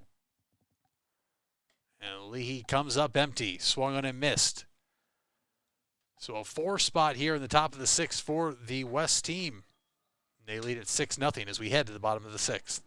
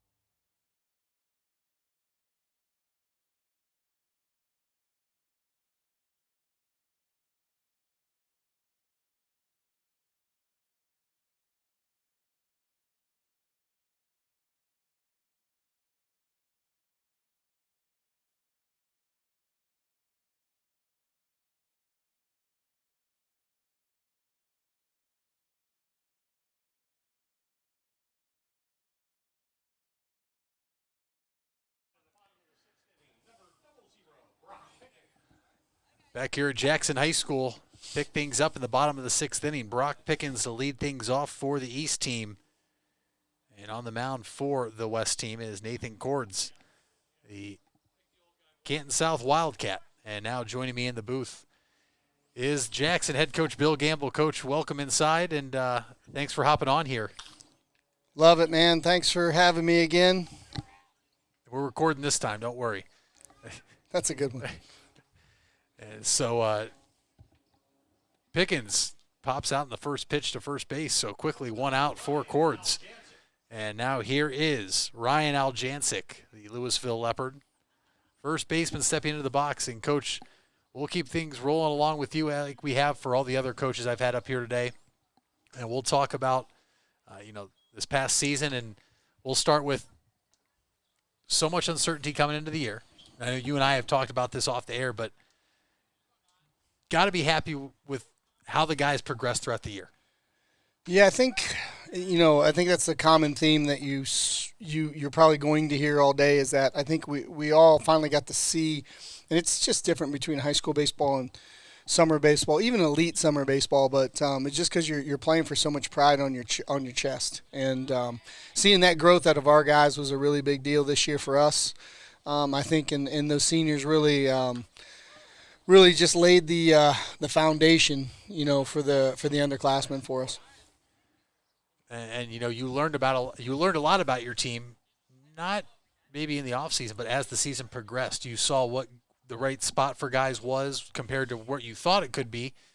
Just talk about, only 5 seniors this year, and you lose a lot of good players in that. I mean, you see 2 of them out here today having a ball, and Nate Plack and AJ Pettit, 2 arms that you could rely on. Johnny Coolidge, one of the best players in the county, and then also seniors Brett Blonner and David Duncan. But a lot of guys got experience this year, and that's huge moving forward. And that's it. You can see the coaching, too, with the POs getting some quality at-bats all day long here. And making sure you saw them, too. Oh, absolutely, man. He made sure to point it out that, So, and you see the Charles getting a couple knocks out there, too. So the POs just representing the POs, just letting it rip today, man. So proud of those guys getting a chance to show it off like see, Coach, showed you. Mm-hmm. But you're right. I mean, my 5 seniors did that. They laid that foundation, and it's a responsibility now for the underclassmen to take that role and take that leadership role and then go out and play good baseball, against an elite competition. And I know you kind of heard all day about how what the Federal League's like every day, every Tuesday and Wednesday, and that's why we challenge them with that tough non-league schedule. That you did. I mean, you go to the likes of Iggy this year was on that schedule. You had Talmadge, Streetsboro, and then you also welcomed in Columbus, Olentangy Orange. Had some other games on there that ultimately weren't played, but and you do that on purpose. And a lot of these other coaches and teams around Stark County do it as well. You don't want to just pad your schedule with weak wins come non-conference games, but you want to be prepared come tournament time. And we saw that. We've seen it in years past, and we saw it again this year. And you do it on purpose, don't you?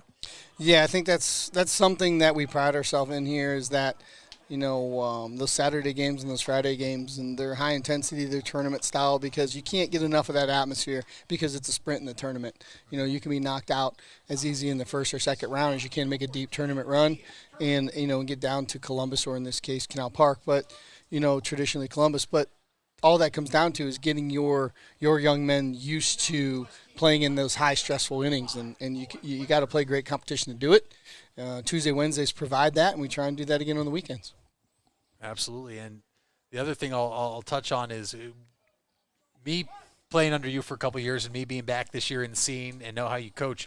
You like to utilize your bench. You like to make sure all your guys are locked in from the first pitch until the last out's recorded until that game is over. Talk about how that prepares them then, for the rest of the year. Come playoff time when you do need a big spot for a pinch runner.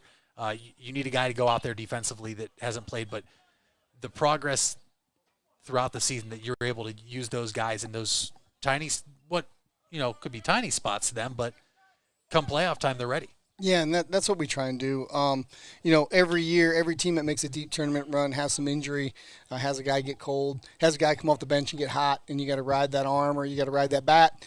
And, that's that's really what we're trying to do is create good rhythm with those guys and try and get them opportunities. And they are rare because the good and the bad with the depth that we have is the bad with the depth is, we got a lot of guys and a lot of ABs out there, there's not a lot of ABs for a lot of guys. So for us, every one of those we want to try and make it purposeful, meaningful and trying to be, build it within the, greater context. Here is Christian O'Neill who steps to the plate now. Zach Flowers, still on the mound for the East team here in the top of the 7th inning. What great weather we had today. How about this, man? We come out of like that. Yo, man, two days ago, I'm going home with windburn on my face, and now today we're out here, and this game's coming to a close, and it's like I can't wait to go out here and just sit outside the rest of the day on a beautiful Memorial Day. Yeah, absolutely, man. You guys did a wonderful job, you and Gianni. I appreciate you guys all year, and even more moving forward. And even as we grow this, this outlet, and I think more and more of the players and the parents will appreciate when they get to go back and see this. So you guys did an outstanding job. I just want to say thank you to you guys for doing an amazing work, and Turbo for the behind the scenes. Greg Turbovich has continued to carry that torch, so to speak. I mean, we're in the 44th year of it. I've played in it. I've helped work it. I've coached in it and helped run it. Greg needs a shout out for that too. Absolutely. And to continue to get the sponsorship and get the backing, and of course the Miller family. Absolutely. Coach, with Coach Hank Miller and his sons that'll be here to present the awards for us. But I see Mike Miller's here now, so that's great, and his brother. And then also the sponsors, today, RT Hampton Plumbing and Heating, the game sponsor. So a huge shout out to them as well. And Stark County Umpire Association, giving us umpires for this game to make sure these seniors that maybe aren't going to play at the next level get a taste one last time. And you can tell, Coach, some of these kids are out here having an absolute ball, and it's awesome to see. It's awesome to call. It's a great day to enjoy it out here. But I know Gianni and I, we both want to thank you for the opportunity this spring. We've had a blast. Look forward to seeing what is in store for the future. But back to Greg Turbovich, we had him on, for a half inning. He does not get enough credit. For him to organize this and give these kids an opportunity to play again, you go from being rivals to all of a sudden you're teammates for a day, and then you create lifelong friendships. And it's just really cool to see that he's so willing to do this year in and year out. And what a great day for it. And I know you're happy to have guys participate in it. You have 2 of your assistants out here coaching today, and then getting to play here at what has turned into be one of the nicest facilities in all the state of Ohio. You got to be pretty proud. Yeah, and I think it's about an experience. We talk about that a lot in our youth and travel programs, but even for these seniors, it's an experience. These guys are going to, see each other, at football games later. They're going to see each other at the restaurants. They might even go to school together, end up being roommates, seeing each other. And that's where you want to develop these bonds, and getting in the dugout and hanging out and having some pizza together and, playing against each other and having some fun. I think that's a really, really cool experience. I went through it, and one of the guys, and when we played back in the day, I'll say it that way, but one of the guys that was on one of our rival league teams, we're still really good friends. We hang out a lot, and we really got to meet in these all-star games, and do those type of things. So you hope you provide a good experience and allow the guys just to have some fun and get to put that jersey on they bled for one more time. Absolutely. And you've seen it today, and like you said, it's almost like these POs are asking for another year of eligibility to come back and prove to you they should be hitting. I think they need to ride it out and take that high batting average right now. I think I think they cash the chips in on that one. I thought Nate Black, going up there risking the 1,000 batting average today, and then he gets walked, so he's still alive. But shows you the confidence he has as a hitter, also a PO. But as we move to the bottom of the 7th, West leads the East, 6-0. And J.J. Mucci will lead things off here, the senior from Glen Oak. A really good outfielder, too, man. He can go get the ball. Tough out this year for him. Just a really, really good athlete. You see a lot of those out there now. You're seeing, even on the on defense right now in the outfield, some solid outfielders here. And Mucci will go after the 1-0, and it'll get down foul. Out of play. And the common theme from all the coaches we've talked to today, whether it's Coach Ridgely, Frisbee, Warner, Coach Wallace, their guys, they're a little upset they got to lose. But when it's these other seniors that we see out here, we're kind of happy to see they don't have to plan for them anymore. I'm sure the same thing can be said for you. Yeah, I'm good. Mr. Charles graduates when I see a little frisbee he throws around there a little bit. That thing's been shutting everybody down in Starr County. You just see some really good players out here. You know, I know there's a lot of Federal League schools that don't want to see Lemon running the football anymore. Right. You know, that's a dude right there. You know, it doesn't matter what it is. Mr. Perryite for him too. You know, what a great choice to represent the school. You know, just across the board, you just see some quality guys. I've been able to sneak into the dugouts a little bit, you know, help behind the scenes and talk to some guys. I mean, just some great young men, you know, representing their school the right way. As that ball is sky to left, coming in is Nate Plack, and he makes the catch to retire Caden Gottschall. Again, let's remind that's a PO. Yep, another one making. Only. Now he's making plays in the outfield, man. He's just right now he's second guessing me. He's we'll see if he takes this film and sends it to Coach Crank over at Malone, saying he's a two-way. Yeah, yep. I might want to keep this one again. Keep that on the highlight reel for the down the road when you need it. Here's Ian Turek now stepping in. I do apologize. He was on the mound last inning for the East, so now he's up to hit, and he'll single into right field. It'll drop in front of Leedy, and Mucci will stop at second base. Coach, let's go back to the varsity team this spring. 19-7 record. Maybe not where your ultimate goal was, where you guys ended, but you lose 5 seniors like we touched on, but you got a lot of youth coming back next year. How excited are you and the coaching staff for what's in store for the next couple of years? Yeah, I think you said it right. You hit the nail on the head there. I think they gained a bunch of experience, but you never want to devalue the opportunity. With the COVID year where you lose the whole thing, you never want to devalue that experience. But maybe the silver lining on an early exit for us and something we're not used to, but is the underclassmen getting that much experience. And that's where the responsibility comes in. Now they have to do it right, over the next 9 months and put us in a position to those high stakes 7-inning games that everybody kind of preps for. As Mike Ferrito, another pitcher only we've seen in the Federal League this year, who's had himself a day, gotten on base twice, played right field, made a couple of catches, finds himself behind in the count 1-2. Here is Jordan Weiss's pitch, and he drives that one to center, but he drove it to the wrong part of the ballpark and the wrong guy out there, and Josh Lemon patrolling the outfield. So Ferrito flies out. Mucci tags from second, advances to third. 2 down here in the bottom of the 7th inning.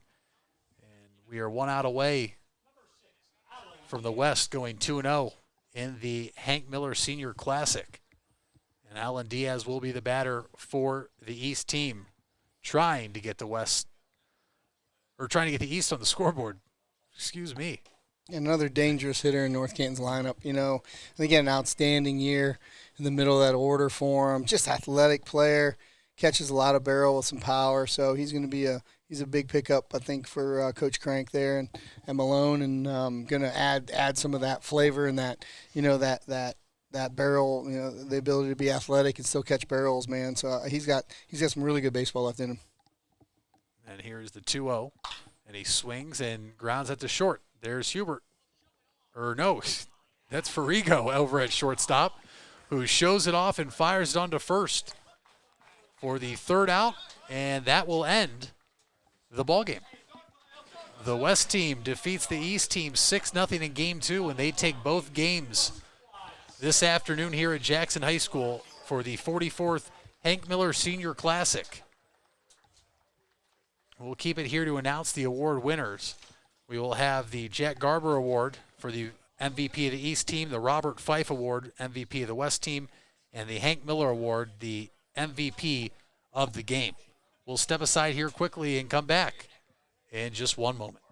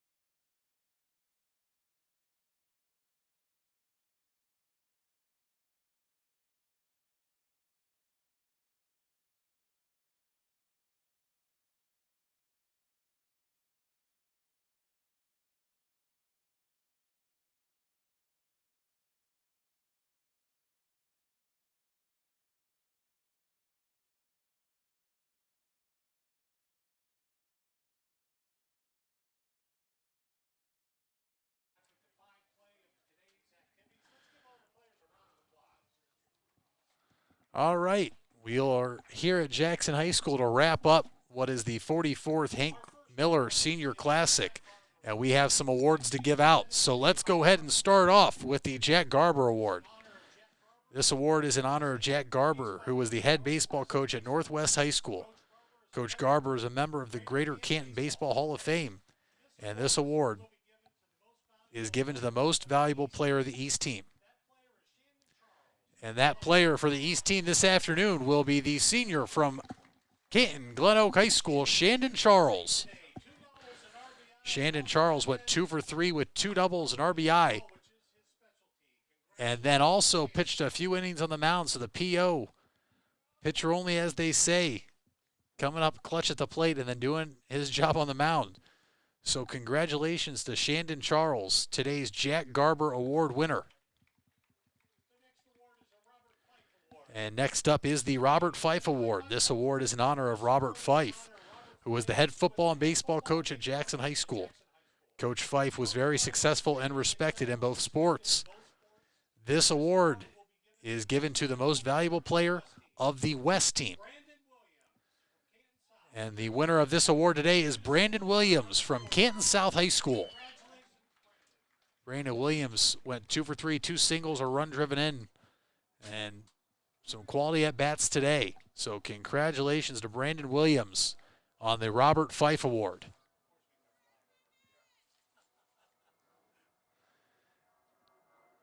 And with that, we have one more award to hand out. And that award is the Hank Miller Award. This award is in honor of Hank Miller, the original game director and founder of the Stark County AAA All-Star Series. Coach Miller has been the head baseball coach at Louisville, Canton Lincoln, Canton McKinley, and a volunteer at Glen Oak for 42 combined years of coaching high school baseball in Stark County. Coach Miller is a member of the Ohio Baseball Coaches Hall of Fame and past president of the Ohio High School Baseball Coaches Association. This award will be given to the most valuable player of the game. And today's a winner of the Hank Miller Award is from Green High School, number 21, Andrew Farrago. Andrew went 4 of 6 with 2 runs scored and a hit by pitch today. So congratulations to Andrew Farrago, the winner of the Hank Miller Award.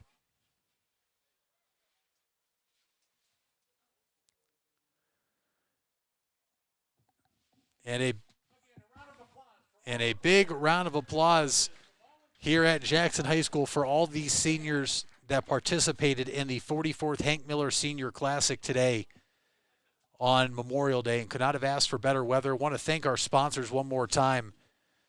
RT Hampton Plumbing and Heating, Stark County Terriers Baseball Club, and the Stark County Umpire Association.